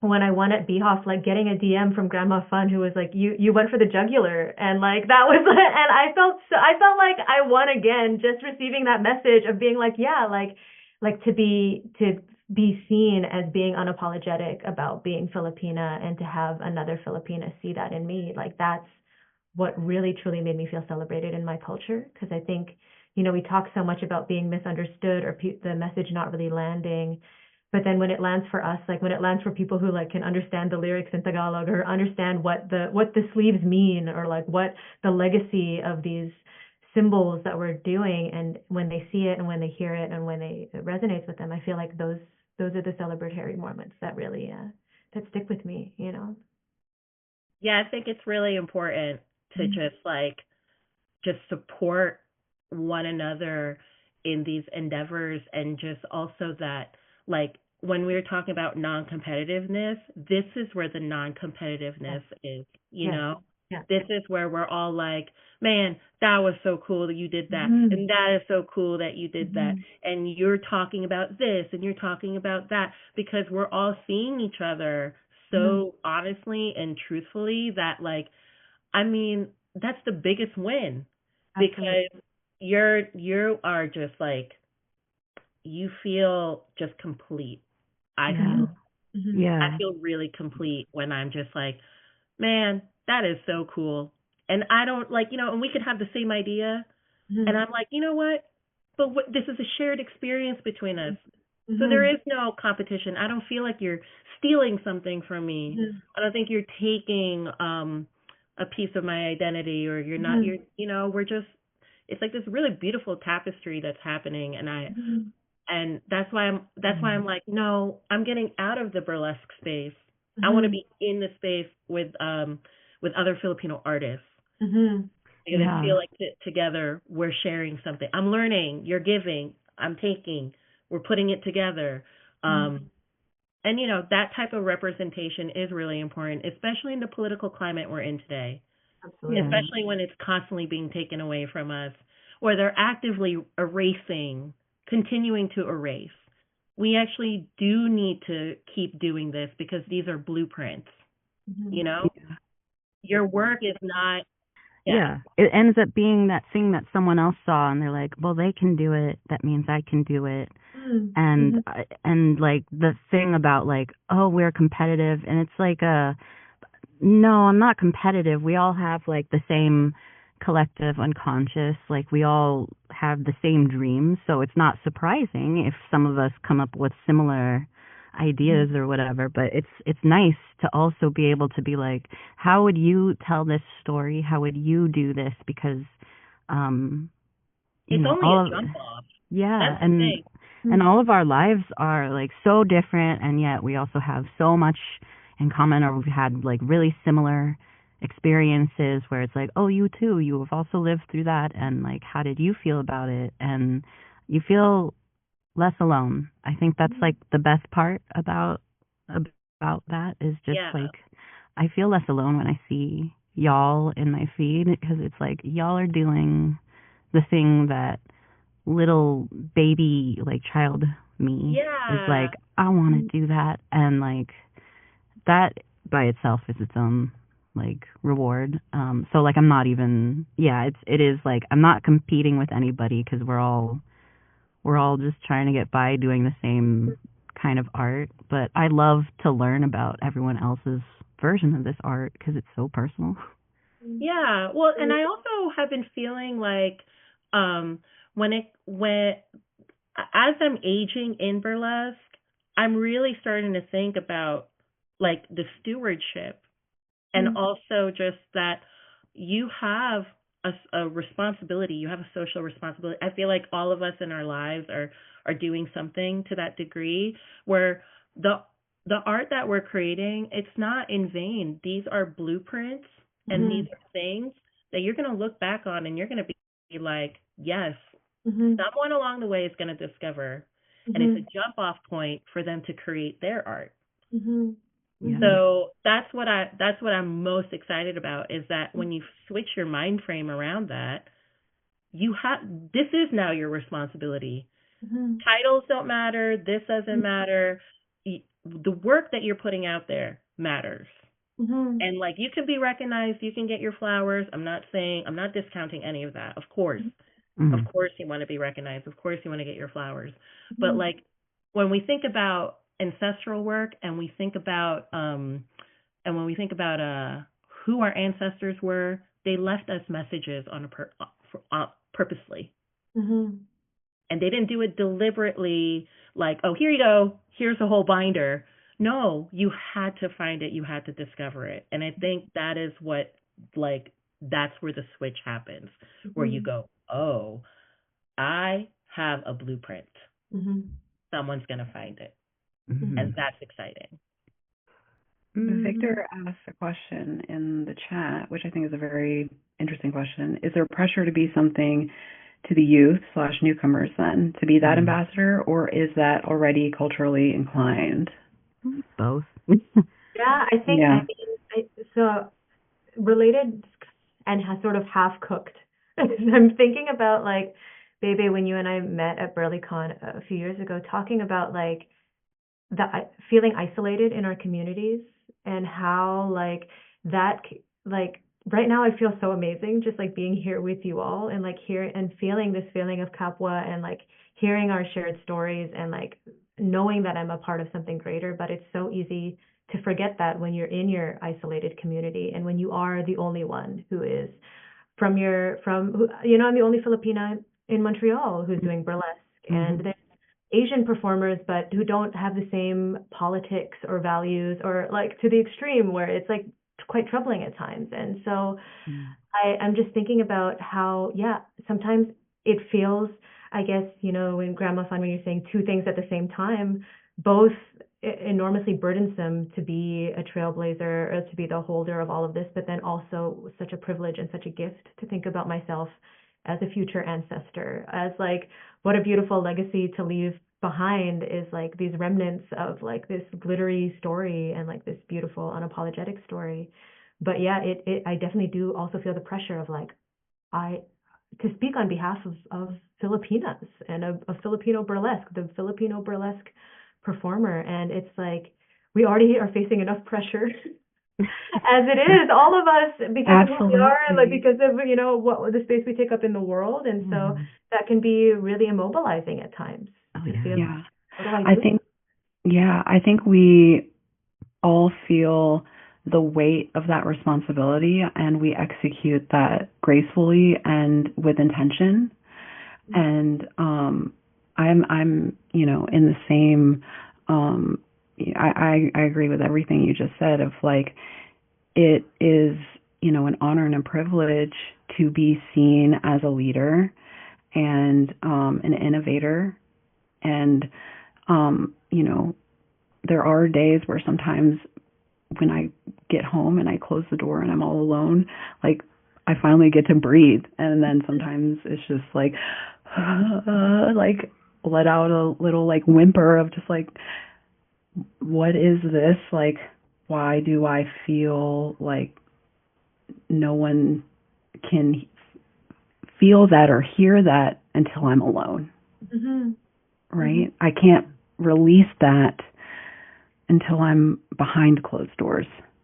Yeah. Right? It's scary. It feels lonely a little bit, where it's like, if I'm a trailblazer, which I like, it's hard to even admit something like that, because it's like, who am I in the grand scheme of things, right? But like to be a trailblazer of some kind is like, well, if I'm the only one, then like there's no one else to tell. There's no one else to like really who gets it too. Yeah, and just because of our proximity, like where we live is just, we all see each other, but we're also physically like separated from everyone. Yeah. I feel that very much, where like, it's really easy to get in your head about like, it's only me, it's just me, and I have all these feelings of like, I want so much to be heard, I want so much to be seen, and I want to know what I'm doing is important and it inspires somebody. But at the same time, it's like, yeah, what am I doing this for? And like, it feels silly to be doing it right now. And like, who can surely no one in my sphere understands this like diaspora, even though I know that, and like logically I know that's not true, but like who else is there to talk to when we're all so separated? Yeah. I feel like we have also, I'm going to sound old when I say this, but like the convenience of social media has also made it like, oh, I don't want to bother anybody.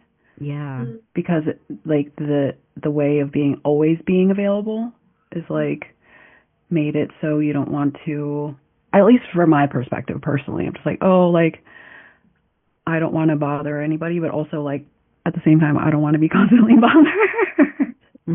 You know, just like, but when it's something like this, when I know that there are people that I can reach out to and there are people that I would want to hear from, that there are so many barriers already like crossed because of COPLA. Like, I want to feel closer. Like, I saw this post that recently that was like what is it? It's like to achieve community is like inconvenience or something like that. It's like like it is inconveniencing yourself, what we consider inconvenience right now. You know, getting out the house. I also feel like because I've moved around so much just in like my time, that finding like all of these pockets, I feel like I've just experienced these like mini utopias in all these places that I've gone to. And that I know that it feels really hard. And I mean, like, I'm the oldest one here, I feel. How old is everybody? No one's 40. I'm the only one, right? Almost.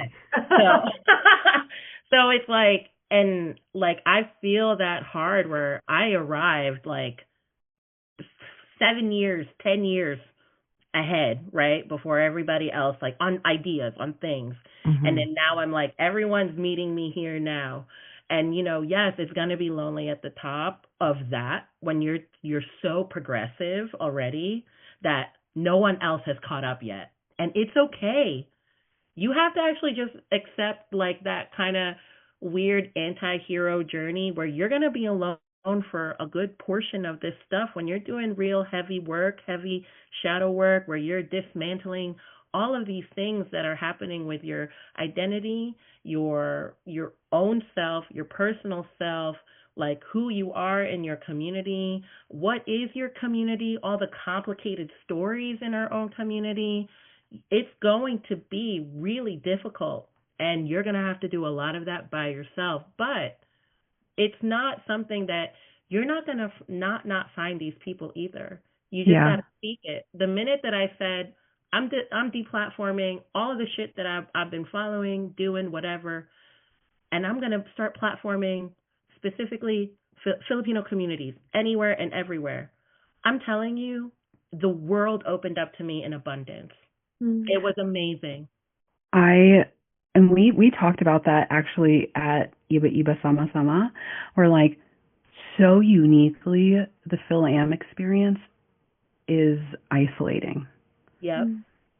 And again, where this wave, like in the last few years, where we're all really reaching out for our, you know, reconnecting with our culture, but then also with each other, really has just shown us that, you know, while our FilAm experience is so unique, it just shows us that we have each other.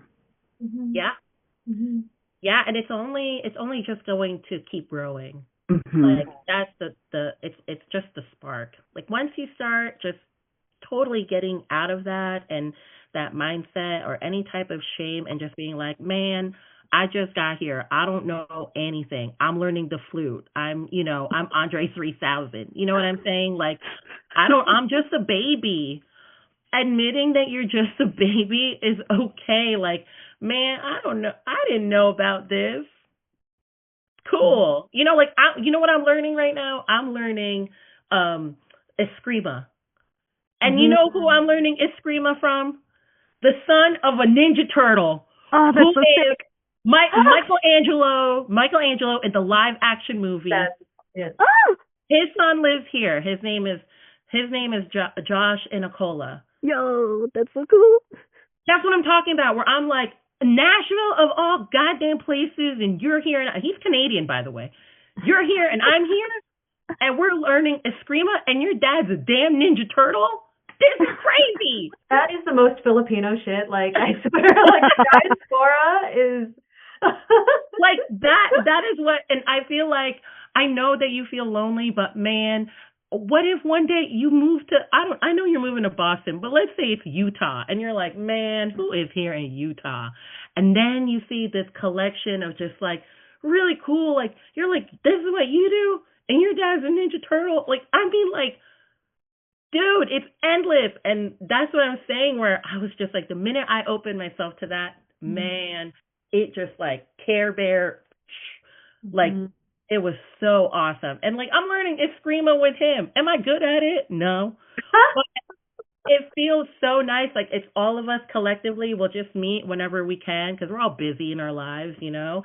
And like, he's incredible. He's an actor. He's a writer. You know what I mean? And we've done stuff together. And that's what I'm saying, where I'm collaborating with people on a level that it's like, we're sharing so much of this together.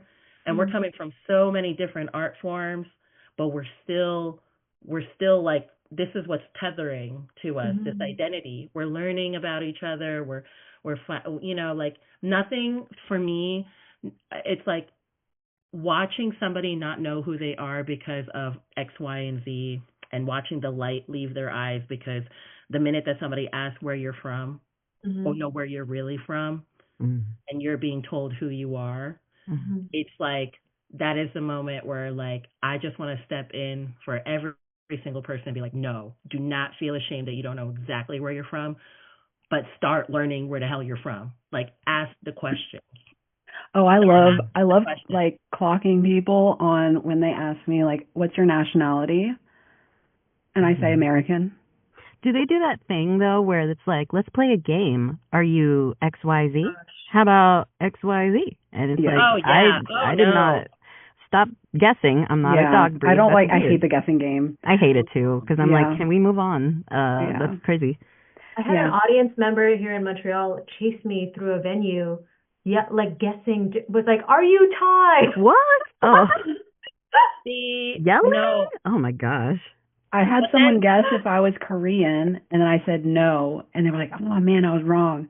But then he was like, can I pay you to say hello in Korean? What?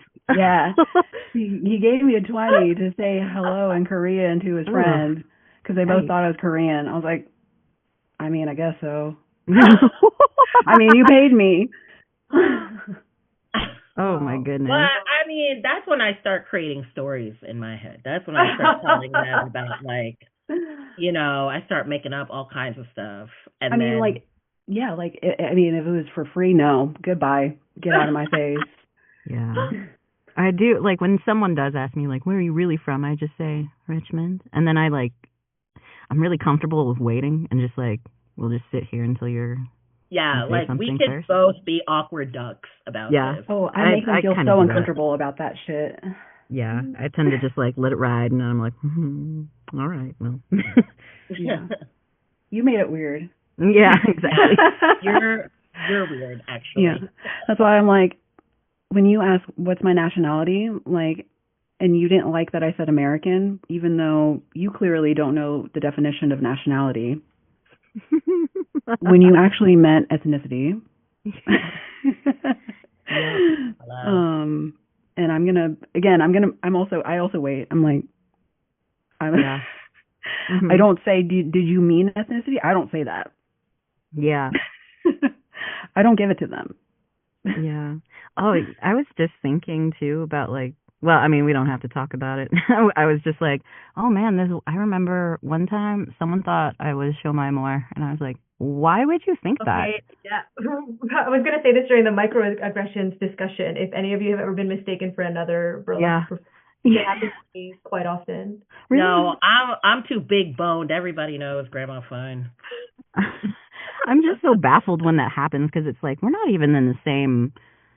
Like, we're not. I've been mistaken for you, Saffron. What? That's crazy. I knew it. Look, so different. Okay. I know. Yeah. And I guess just like, because, you know, it gets around that we're cousins, which I love that. Yeah. But like, okay, but I don't, like you said, we don't look like, you know, we're not even really like blood related cousins. No. We're like Filipino cousins. That's so funny. Someone No, was like, I "You're." don't.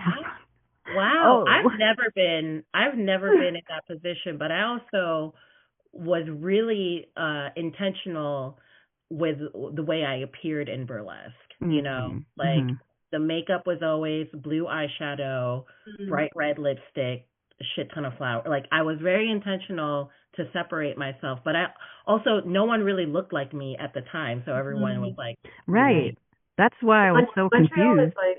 Montreal is so racist. I got that's confused. so disappointing to hear. Well, I know. Sorry, don't move here. Don't come here. But I got confused for, I don't know if you know Miami Minx, who is a male Cuban. And I also got confused for Zyra Lee Vanity. Okay. What? Out of control. All three of us have been mistaken for each other. Wow. We have a Filipina like femme, a black woman, and like a Latino man with a mustache. And all three of us have been mistaken for people here. They just see not white and then just clump us all together. Yeah. That is so disappointing. Yeah. Dang. Yeah. No. And together, you guys, it was like the Father, the Son, and the Holy Spirit. I want to say. Like imagine the trio, though. Imagine the. Yeah. That's what I'm saying. The Holy Trinity. That's also very like, Pinoy. You just like named that, and I was like, that sounds like the Holy Trinity to me. Like, how Roman Catholic of us, right? I also, gotta bring it back. It is Easter weekend. Oh yeah. Look at us bad Catholics. It is good, right? Sacrilege. Oh yeah. Damn. Okay, well, I think that's a good time to go to commercial break. I'm going to go say a prayer for myself. Yeah. Amen. Oh, my God. All right. We'll see you when we get back.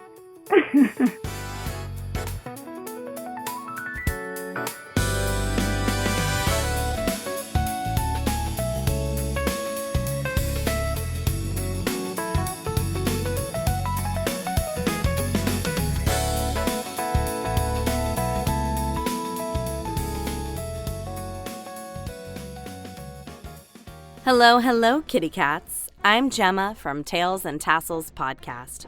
This is the show where you learn about the lives of burlesque and nightlife performers, their craft, their cats, and the way the two worlds collide. It's a space for cat-loving creatives with thoughtful reflections, backstage stories, and the occasional feline expert in the mix. 2 full seasons are streaming right meow. Listen wherever you get your podcasts.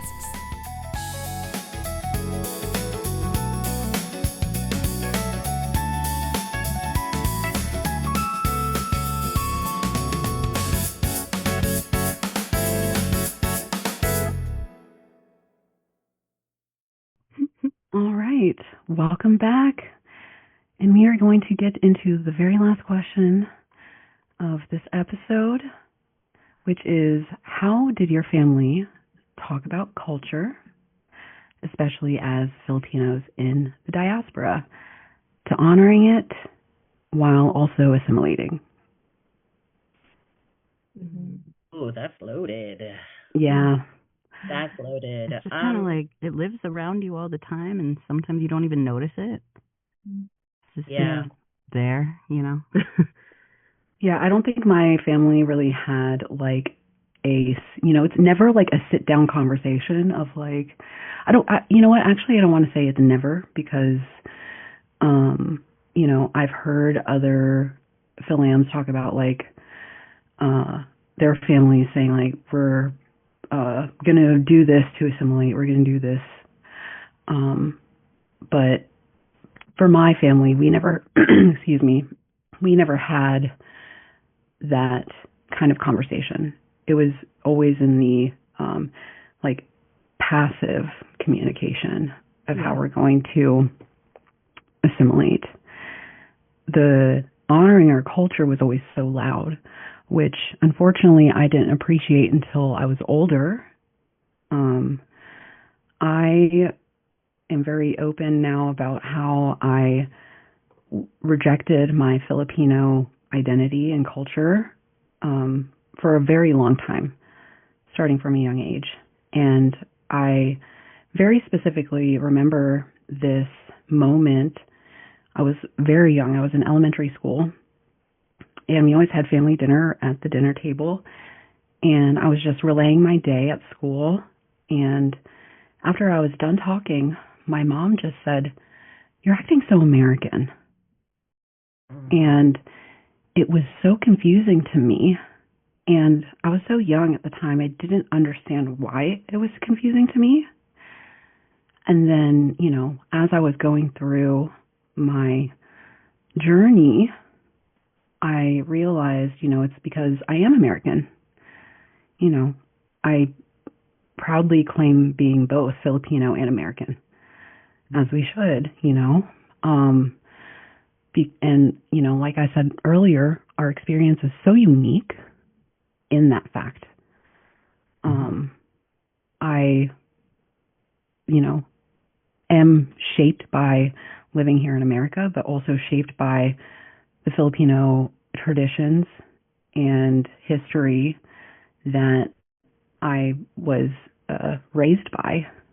And I, of course, like I said, didn't appreciate it until later. And then I also I actually, after Bonga, and I had all these conversations with all of the cast, I went home and I talked about the experience of that with my parents, and I actually forgave them for some of how they treated me in again, in some of the passive communication and like pressures that they put on me to uphold some Filipino traditions that I didn't so much agree with, because I do live in America, and I want to, pave this own path for myself as a Filipino American, growing up here. So, and they said in response to me, like, it was hard. One, I'm the oldest child in my family, so I was like the guinea pig. Yeah, same girl. With this. Yeah. Same. Are we all eldest daughters? Bunso! I'm the bunso! But yeah, like, in response, they said to me, like, they were pretty much like in real time trying to figure out what Filipino, like, values they wanted to uphold at home while still letting me be the person that I wanted to be in this culture, in this place that they like moved to and decided to raise their family, right? But from that moment, I am like, I go to them whenever I find out something new about the Philippines I didn't know, and like we talk about being Filipino, and I've learned so many Filipino recipes from my mom now that I wish I learned earlier, and I love to cook Filipino dishes for my friends and family, and it's just so different, again, the transformation from the way that I understood my culture from my family my family assimilating and in their best way passing it to me, and then me paving my own way. But yeah, super similar for me as well. Like, since we grew up together, I can picture both of our families just mingling and having those kinds of conversations, whether we were there or not, about like, well, you know, this is just how it has to be because of the school system and stuff, or you know, how, well, we are here now, so we have to be a certain way. And like, I grew up in a neighborhood that was primarily white and black, and very few other kinds of Asians even. So even growing up, I was pretty lonesome and like had to just be around my family a whole bunch. And because I have family overseas, it's like I get a pretty good front row view of like Filipino culture, but I also at the same time feel really not part of it at all. And like even I actually got to visit for Christmas this like in 2025, and I've never done that before. I've never seen the Philippines during Christmas, which, you know, like is like really intense. They're very intense about it.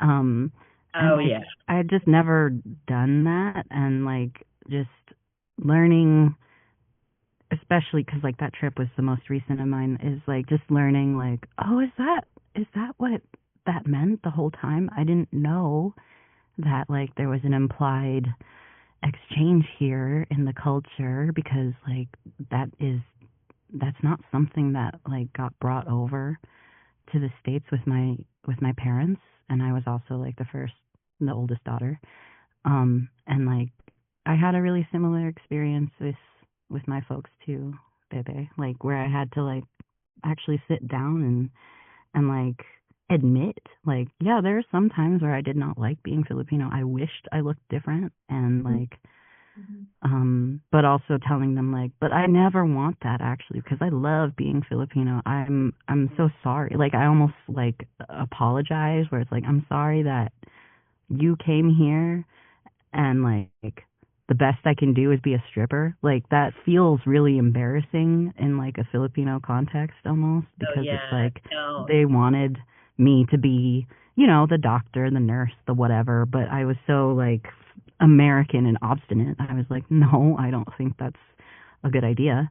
But like, you know what I would always say to my mom was like, if you want me to be a nurse, do you want me to be like, how many lawsuits do you think would be coming? Literally, I was like, I will probably kill someone by accident. This is like a terrible idea. Like, it's an awful idea. I'm too artsy for this. This is a terrible idea. Not all of us need to be nurses. Sometimes truly. we could be Jabberwockies. You know? Or Ninja Turtles. Yes. Truly. Or a Jollibee mascot, you know? Yeah, like it's so difficult. It's like, it was so hard to like express that, and like even like I wish they had kept speaking to me in Bisaya, because like I don't know Tagalog. That's the other thing. Like I have to admit to other Filipinos is like I only understand like a littlest bit, but like I lose so much context without it. And like you know, my parents did the best they could with what they had and the information they had at the time. And like I also forgave them for like, you know, they didn't know any better, where it's like, oh, Saffron, like when I was going to school, I was like in kindergarten, and the teacher didn't understand me because I was only speaking Bisaya, and then they told my parents, and they had to start speaking English at home. And even now, I can't. It is really, really hard for me to understand and like. Apparently, I did the same thing. That thing, yeah. But yeah, it wasn't like Bisaya, really... but it was Tagalog. And like, because I asked them, I was like, why didn't I learn Tagalog at all? And my parents were like, you were pretty much speaking it when you were younger. Like when one of the times that we went to the Philippines, like you were speaking Tagalog.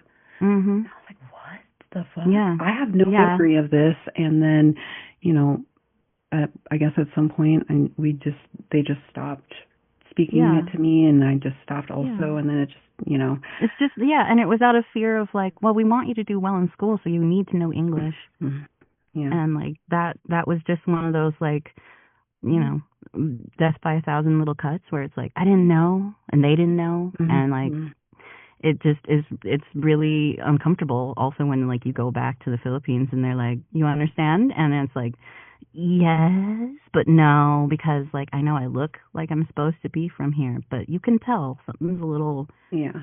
different. Like people hesitate when they talk to me. It's really odd. Yeah. I understand like certain phrases, like common phrases, but then also because my mom's side is Ilocano, like I there are certain things that I only understand in Ilocano that like I recognize that more, so it just gets so complicated that I don't even I didn't even realize was Ilocano until I started, breaking it down and asking. So now I'm just like, oh my gosh, like yeah. There's like a crazy amount of grief that goes into it, and like you don't even know it until much later. Like I didn't really think about it until after I had graduated from college. But it was always like this sore that I was like feeling but did not know how to articulate because I just didn't like I was just hanging out with you, baby. Like kind of it was like my siblings and then like not that many other people who I could be like, you get it, right? Yeah. I'm very curious, Joy, as the bunso, because like we very much like unloaded our eldest daughter like experience. Like what resonates with you and then what's a little bit different, if anything? Well, I mean, yes, I'm the bunso, but my sister and I are only 13 months apart. So we were like basically like twins. And when we immigrated together as a family, I was born in Manila, and we immigrated in the late 80s when I was a toddler. And it was like, I'm not sure that birth order played as much of a role in the acculturation or the assimilation process as like, I know for my sister it was harder because she started kindergarten and she couldn't speak English. For me, I learned English watching Sesame Street at home as a little girl. And I hear so much of my story in what both of you are saying about this this grief or this feeling of Filipino-ness only happening at home. Yeah. And I had a cousin who's since passed, but who grew up in California, and I remember being so envious of him, just like getting to be around other Filipinos or getting to celebrate Filipinos or seeing, I think a through line in this whole conversation has been about representation and like seeing what's possible. And for me, like I grew up in a super white neighborhood in Calgary, Alberta, in Canada, and I faced all kinds of racism from as soon as I started creating memories, like kids were writing, Joy, I mean, my name wasn't Joy yet, but they were like writing, Joy is an N-word on my desk and like slurs and all kinds of overt racism that made me feel Bebe, what you're saying, this feeling of like a rejection of who I am, of like, it's because I'm Filipino that I am receiving this. And so I hate being Filipino. It's like there was a hatred or a resentment for being different and a feeling of like, why did we have to come here? Like, why couldn't I have grown up with my cousins, or why couldn't I be somewhere where I feel like I belong? And it wasn't until I left Calgary in my early 20s and I moved to Toronto that I like found my Filipino community and was able to connect with other Filipinos and to be like, wow, like Filipino-ness exists outside of the home. And for a while, I did resent my parents, but now I understand all of it was in service of survival. Like we were immigrants who came from Tondo. I was born in like the poorest slum of Metro Manila, and we came to Canada with a couple $100, and it was like, it is do or die when you're an immigrant. This feeling of like, you have to hustle, you have to adapt, you have to acculturate, because if you don't, you perish. And there's something that gets, I think, encoded in our bodies as little kids to see our parents feeling like, if I deviate from the plan, like we're fucked, and that's so much for us to internalize. And this feeling in me growing up of like, I'm queer and I'm an artist, like that's not allowed. Like those things are not allowed. And so I think it took me a really long time to learn about our heritage in a way that wasn't like that was celebratory, or to see the power of where we come from and to reconnect with it. And I think my parents, now that they've retired, have become completely different people, which is like so frustrating and like so wonderful that we can like connect about being Filipino. And Saffron, we were also there in the Philippines over Christmas. So were we really? Yeah, we were there at the same time. No way. Yeah, and I brought Chloe, I brought my girlfriend, and it was her first time coming to the Philippines. And but yeah, so I guess getting to go there together and to go there with my niece, who it was her first time in the Philippines, just like my girlfriend's, and to feel like we were all there together, like celebrating where we come from instead of like rejecting or holding resentment to the homeland. It felt like simultaneously so healing and also so full of grief, right? Yeah. Because it was all of those decades of like denial, like a denial of a huge part of myself and ourselves in order to be able to survive in like this white supremacist capitalism that we are all just trying to exist within, you know? Boo, yeah, boo is right. Boo, thumbs down to capitalism. I think it's so interesting, all of you guys' experience with that, because I too was born in the Philippines. I was born in Cagayan de Oro, and then I came here when I was really little, when I was 6, and to Jersey of all places. And then it's like I didn't experience the self-hate because I knew what was back home. And I knew what was back home was nothing what I was going to experience when I came to America. It almost felt like a mission when I came to America. It's a really weird, I know it sounds strange, but like I carried on this, like I had such an amazing childhood when I was growing up in a big family, and you know, there was just this like kind of type of revelry that like I will always forever carry that with me. And then when it's almost like I feel like I'm like a Bad Bunny here. You know how Bad Bunny, you know what I mean? When he came out with that album, like to me that struck so much because like I was always so proud. And then when people were telling me, you need to be a little bit more Americanized, you need to assimilate, or like I remember when my mom told me, Amy, that's my real name, she was like, I never want you to forget you're Filipino, but you have to be American now. And I'm like, what the entire fuck does that mean? But I knew what she meant. She meant that like, I don't want you to forget who you are now, but you're in a new place and you need to assimilate. And then what I understood was I got to perform. And that was where I think the performance artist started coming out in me, because I was like, oh, I have to act. I have to mask, but I know what's real. That's real back home, and that I'm never going to let that go. And I think that's why I have so much conviction, because I'm always just like, I want you to be proud. I always want everyone to be proud. Because if you don't know where you're coming from, you're not going to know who you are. And like, I think that's for me where I'm just constantly rooting. I'm always rooting. And it doesn't, and I'm always like, I don't want you to ever feel any type of shame, like, or any type of grief. Like that happened, but it happened to you, but it's not going to define you at the end of the day.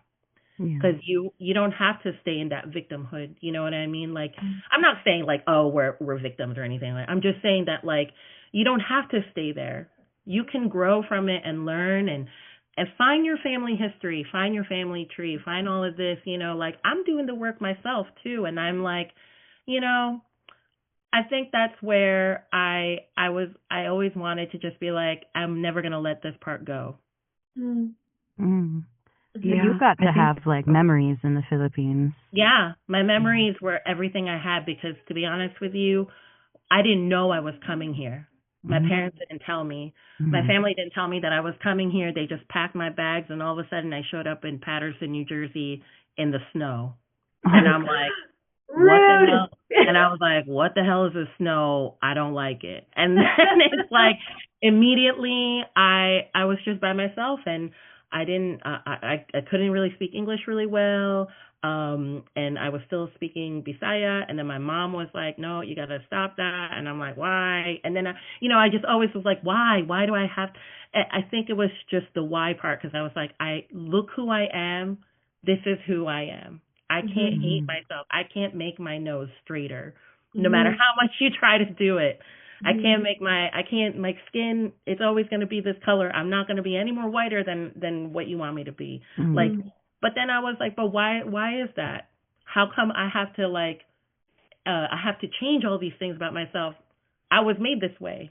And so that really struck with me as a young child, where I was like, oh, why do I got to make these changes? Nobody else has to.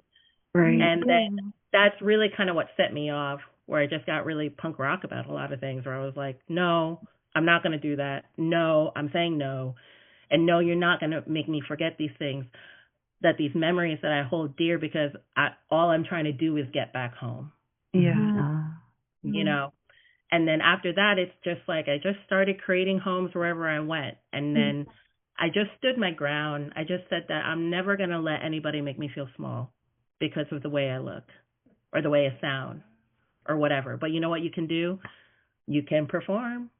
You can act it out for survival, right? But that was the one thing I was like, I'm never going to make these people hate myself. Hearing you talk, you sound like the type of person that younger me could have really needed in my life.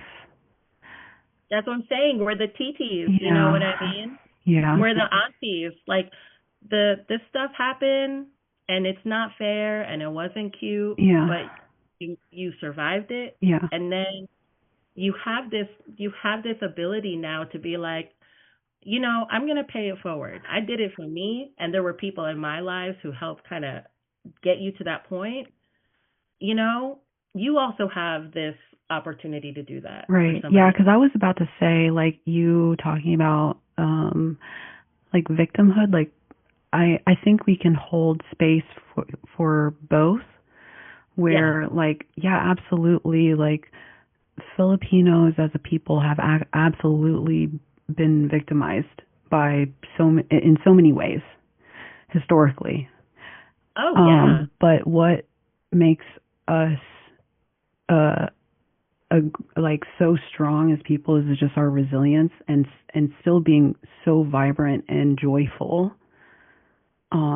despite, you know, the hardships that we've gone through as a culture.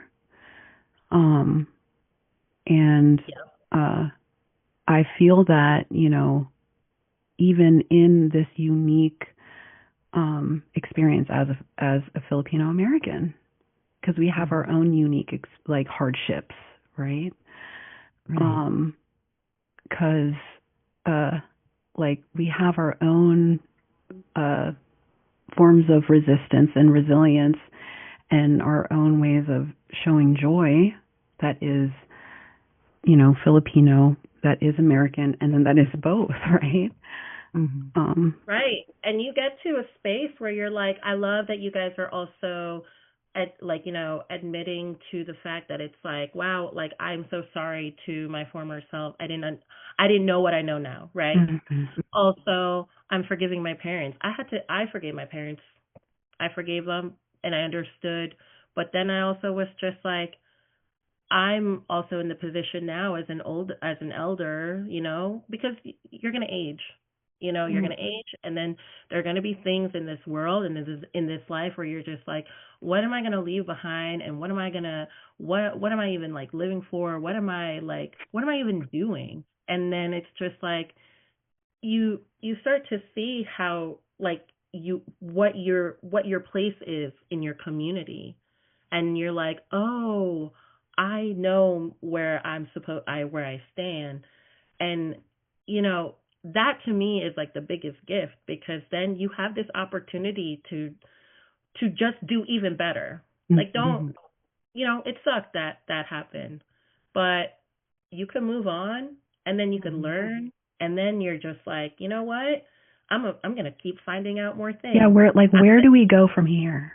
Yeah, it's only up, because I'm telling you, we are all like this Kapwa, like I'm saying, and I'm just saying, just as Filipinos in general, we are some of the oldest civilizations. If you're looking at our history pre-colonially, we were so tapped in. The fact that we were so queer, we were so we were so one with nature, like Tabi Tabi Po. The fact that we could even say, like, I'm asking permission from the trees and the rocks and the fairies if I could enter your space, Yeah. and I'm not trying to mess your shit up. Mm-hmm. Like, if you think about just like how ancestrally we were so already there, it's only up from here. I feel like we just have to keep uncovering that type of history because we already were doing it. Mm-hmm. It's in our blood to already be building despite what's happening. Like it's in our blood to do that because we've done it forever. And yeah, we've always been familial, we've always been matriarchal. Mm-hmm. We've always been resourceful and adaptable. Yeah. One with nature. I mean, this is why we're so like we are like, you know, it affects us. We're also like we practice animism already. Yeah. And like it's mixed in. Yeah, it's always been mixed in. Like I actually still have lots of family that are what you would call superstitious. But it's like that's real because it's real. Like there's no questioning it. Like the mysticism's there already, and yeah. I kind of feel like we're all just kind of like opening ourselves to that a little bit more. We're not really adhering to the structures. And honestly, it's a new world, dude. Like this, what is happening right now is so indicative of like where we're headed. Yeah. So to me, I'm not even afraid of it. I'm just like, let's go. Like everybody's raising up, you know? And that's where I am. I'm like, if you're not on this wave, I don't know what wave you need to get on, but this is it. Yeah.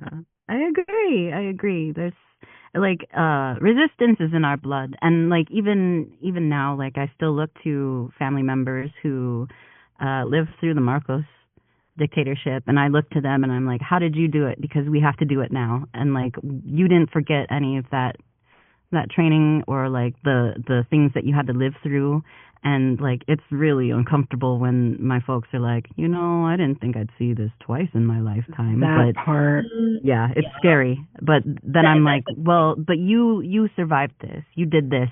So pass that information to me. Right. And it is built into our entire culture too, where it's like Lapu Lapu, I have his legs that crushed Magellan. Right. I inherited that. And I even though I don't know necessarily the language, or I'm not really a Filipino in like to some people, it's like, well, I still have that. And if my uncles and my mom can you know live through those marches, people power, then like I can do it too, because like you gave that to me. That's the resistance that we've always had, and like I also agree. I think we're only going up because like there's only more of us now, and there's easier ways to find each other. There's easier ways to reach out and like find out like, oh, we can be friends. Yeah.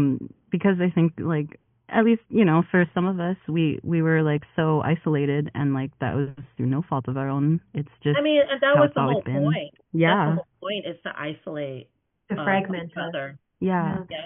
Yeah. And to like, you know, to live with that grief where it's like, you know, other people, white people who like don't care about their heritage that much. Like they don't dive into it unless someone else says it first. But like, you know, they don't, it's just like not a layer of static that they have to move through the way that we do, where it's just always there. I think it's also unlearning a lot of these stereotypes that were imposed on us, to demonize us and to demonize our like practices, religions, or any kind of pre-colonial whatever.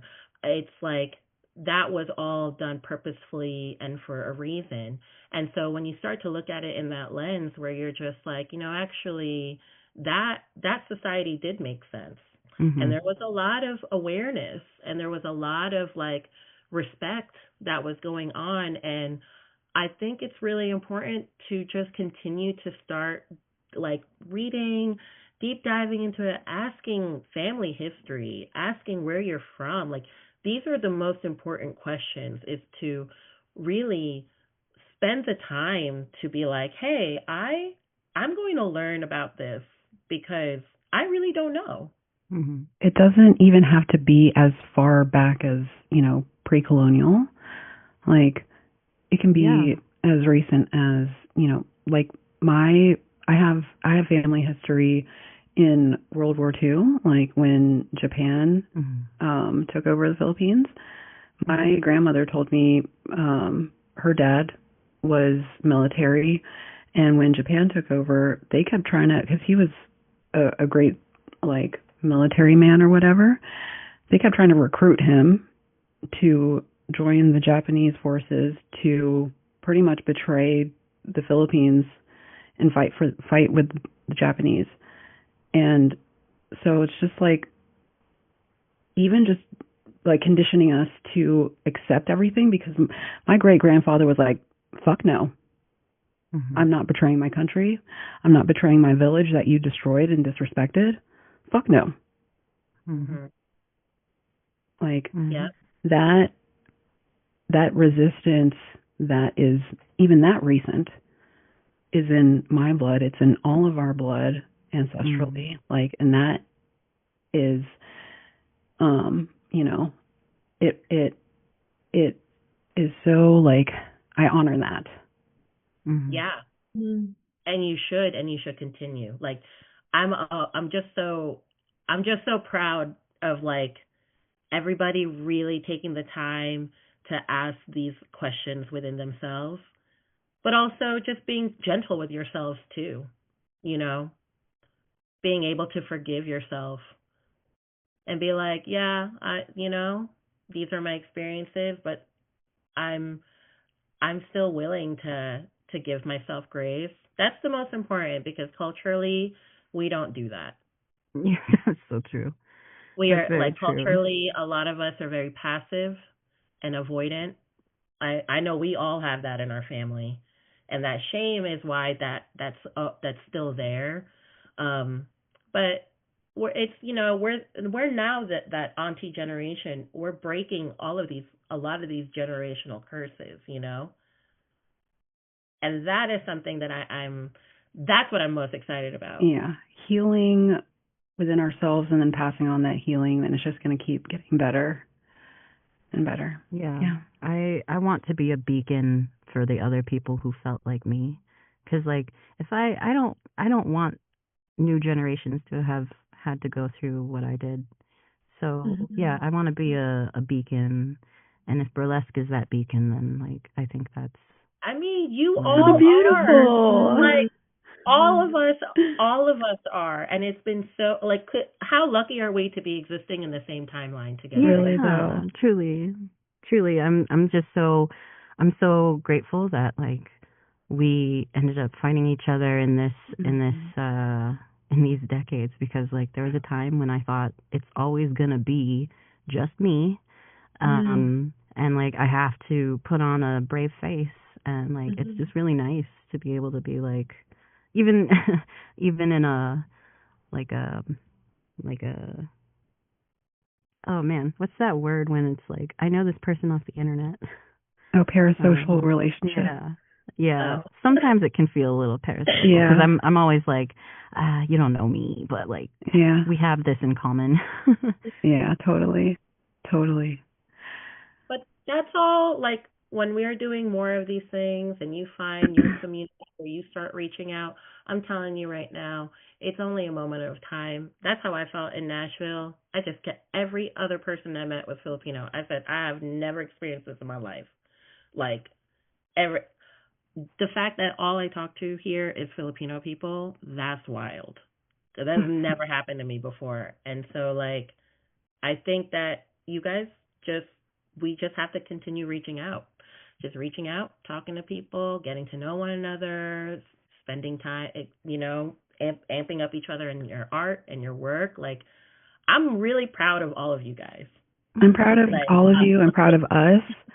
I mean, doing this series is incredible and, again, so historic and momentous. And I'm so honored to be a part of it, and also, and, like lead it as a guest host. And, yeah, Curly Bright reached out to me about it. And I was just like, first of all, holy shit, like, this is so cool that we're going to have this platform to have all Filipino performers. And then she hit me with the 4 episodes. I was like, what? Because I think she just first like led with like kind of was like leading with like maybe an episode, and then it was like 4 episodes. I was like, oh, that's fucking rad. So this is so special. And I want to, see it grow, and see our community grow. And I'd love to check in maybe like a couple years because I'd love to see other, AAPI communities uplifted in the same way. I think it would, be something that we could inspire, outside of the other community. Yeah. Totally. What's happening right now is just that we're just at the cusp and at the beginning, and this is going to be a fun ride. Absolutely. We all have that, heart that we want. We're really wanting to learn. We're really curious. And that to me is the most important. People are curious and they want to see this like grow. Yeah. And I'm excited. I always say lead with curiosity. So, yeah. So thank you to Curly Bright for roping us all together with love and bringing a lot of Filipino performers together and putting us together. So honored. And of course, thank you to WEView for the platform to highlight FilAm performers for the month of May. Thank you for having me. And thank you, Bebe. Thank you. Yeah, thank you for hosting. Make sure you follow WEView on all the platforms. I want everyone, we're going to go around. Please say like your social media handles. Who wants to go first? I'll go first. So I am Saffron Soleil on Instagram. I suspect I have been shadow banned, but I also have art accounts where I do my illustrations. I also do voice work on YouTube sometimes at Radiant Sass, and I have several shows in the works that are coming up. I think the soonest one is April 25th at church. It is a celebration to it's a burlesque celebration by Poppy LaFay at Gallery 5. And it's called Church because we're coming to worship our bodies and each other and the community. Yeah, you can find me on my website as well, saffronsoleil.com. And I also do commissions if you're interested. I like to make pasties. So if you need boob hats, you can find me. You can find me on Instagram at joyridermtl. And I'm so sorry, I cut this part out. My social battery just completely drained. I'm like truly such an introvert, and so that's why I've been quiet for the last little while. I'm like, oh my god, I have no more juice. I'm still so here with you, but I just like that's so real. I've run out. That's so real. I'm just like soaking it. So just you are a champ. But yeah, I'm like, where's my cat? But yeah, so you can find me on Instagram at joyridermtl and on my website at joyriderburlesque.com.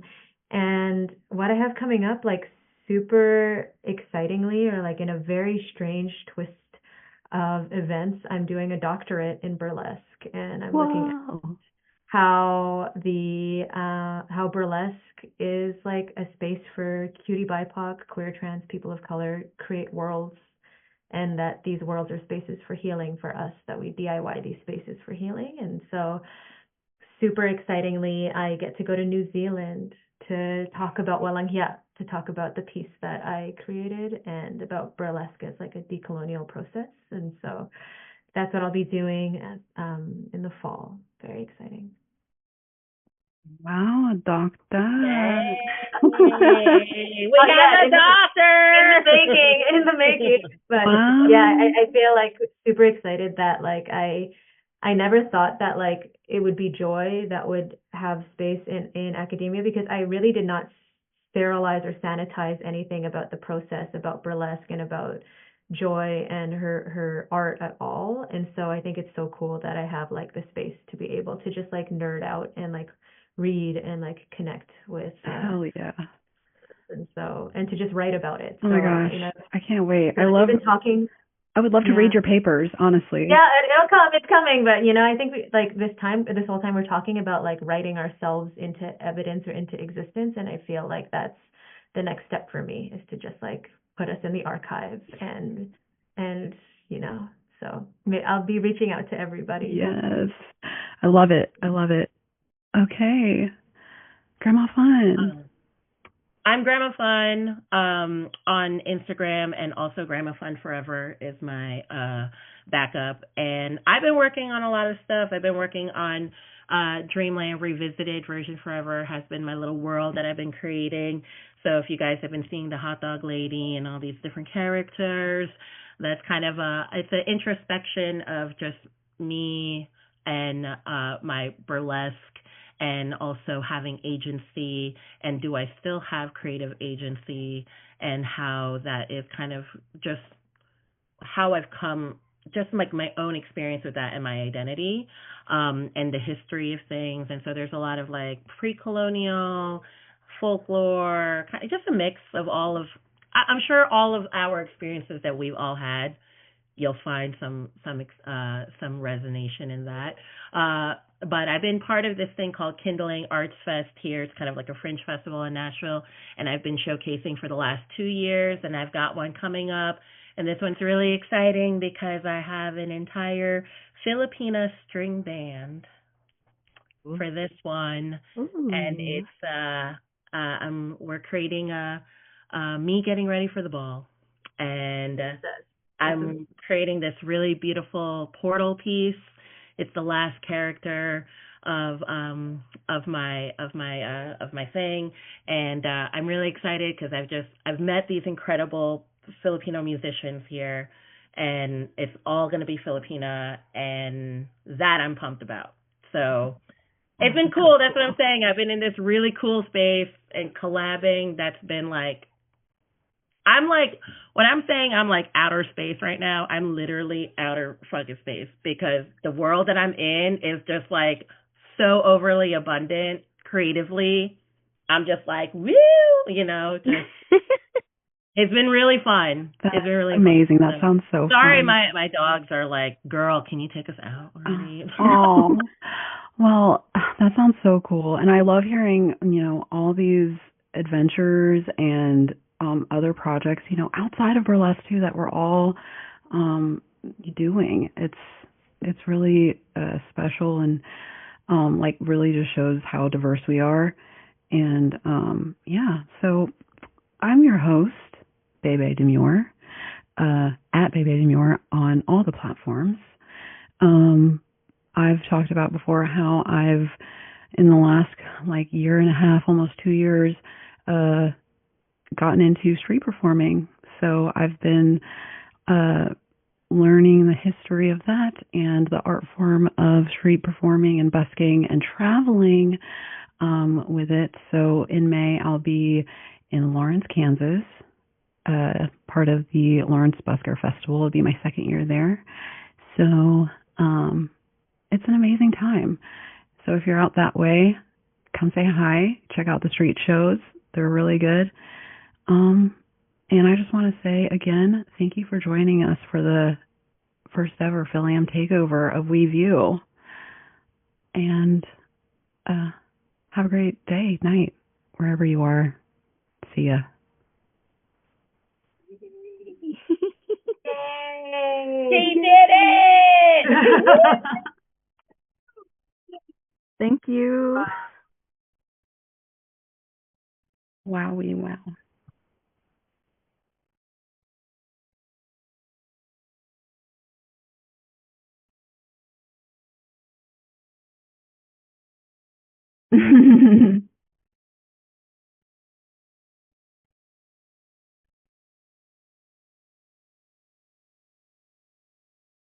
Okay.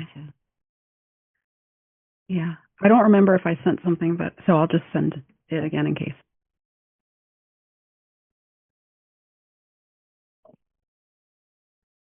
Okay. I think it's a headshot, right? Okay, yeah. Yeah. Yeah, if it's that same headshot, then that's the one I was going to send anyway. Yeah. Dope. Thank you. Thank you all. Thank you. Thank you. Yes, please. That'd be so cool. Yeah, Thank you. Victor, you're the best. Anyways, look at you. Thanks, I'm proud y'all. of you. Y'all are I'm great. proud of Victor too. I've known I Victor know. for a I'm proud long of time. you.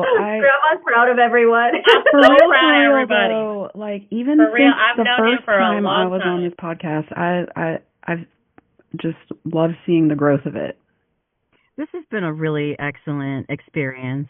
This has been so nice. Like, I actually really needed, I didn't know how much I needed to talk about this sort of thing because I've been in like a weird imposter syndrome or like just having like art block lately. So this is really nice. You're not going to live there forever. I'm telling you right now. No, it comes It's in gonna waves. I'm just saying, I feel like a big motivator. I'm like on a motivator. What are those motivating platforms? You can do this and you can do this. I'm telling you, you're not going to stay there. It's going to hit you and you're going to go insane. And then it's going to be like, Your energy is coming through the screen, Grandma Fun. Like, I love it. you know, it's been.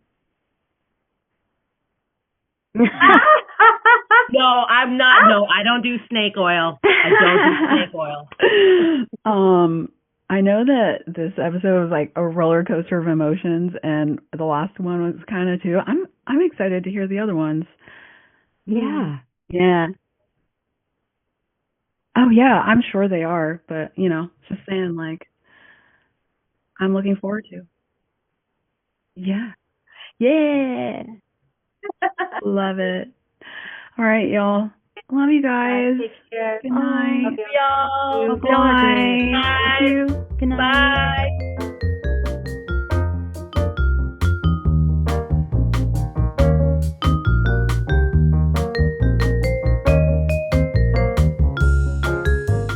The WEView is a product of the WeBurlesque Podcast Network, White Elephant Burlesque, and Viktor Devonne. All commentary is that of the creators of said speaking. So if I agree with them, that's great. If you agree with them, that's great too, but that's what they wanted to say. I love them for it. Please support the pod by going to patreon.com/weburlesque or finding some other way via the footnotes, and follow these fabulous entertainers who dared speak up at a time when so many people feel silenced. Love ya.